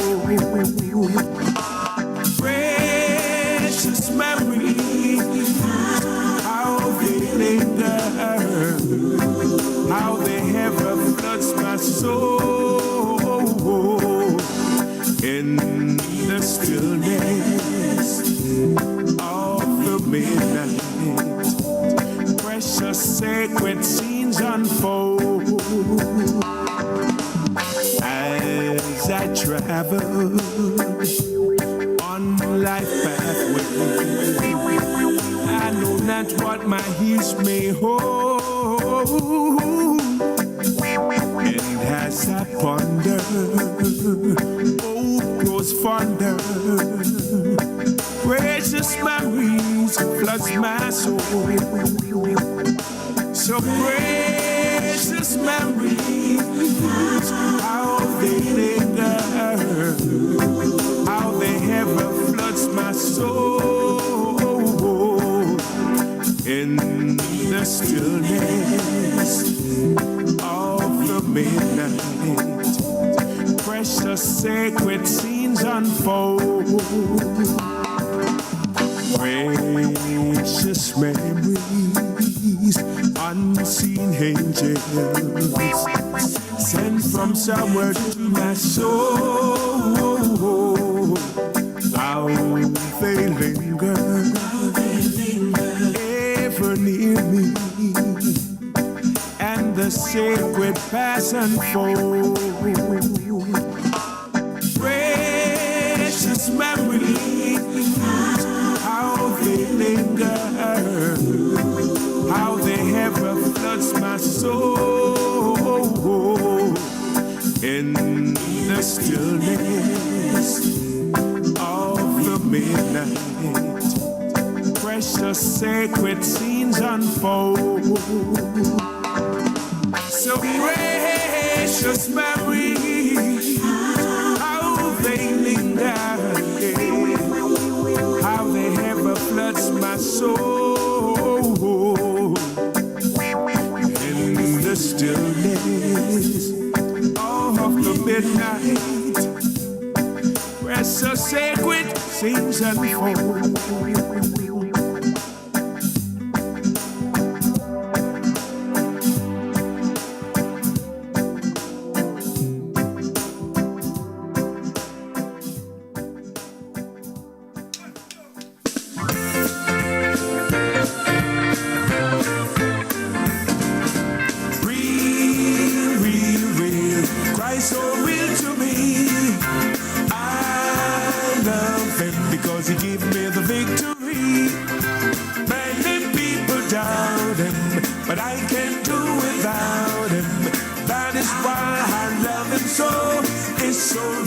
to me. Real, real, real. Christ so real to me. I love him because he gave me the victory. Many people doubt him, but I can't do without him. That is why I love him so. It's so real to me. Press along, saints, press along in God only. Press along, saints, press along in God only. Persecution we must bear, trial and crosses in our way. But the hotter the battle, the sweeter the victory. Oh, press along, saints, press along in God only. Press along, saints, press along in God already. The persecution we must bear, trial and crosses in our way. But the hotter the battle, the sweeter the victory.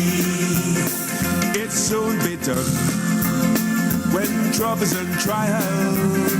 When I get home on the other side, I'm gonna shake my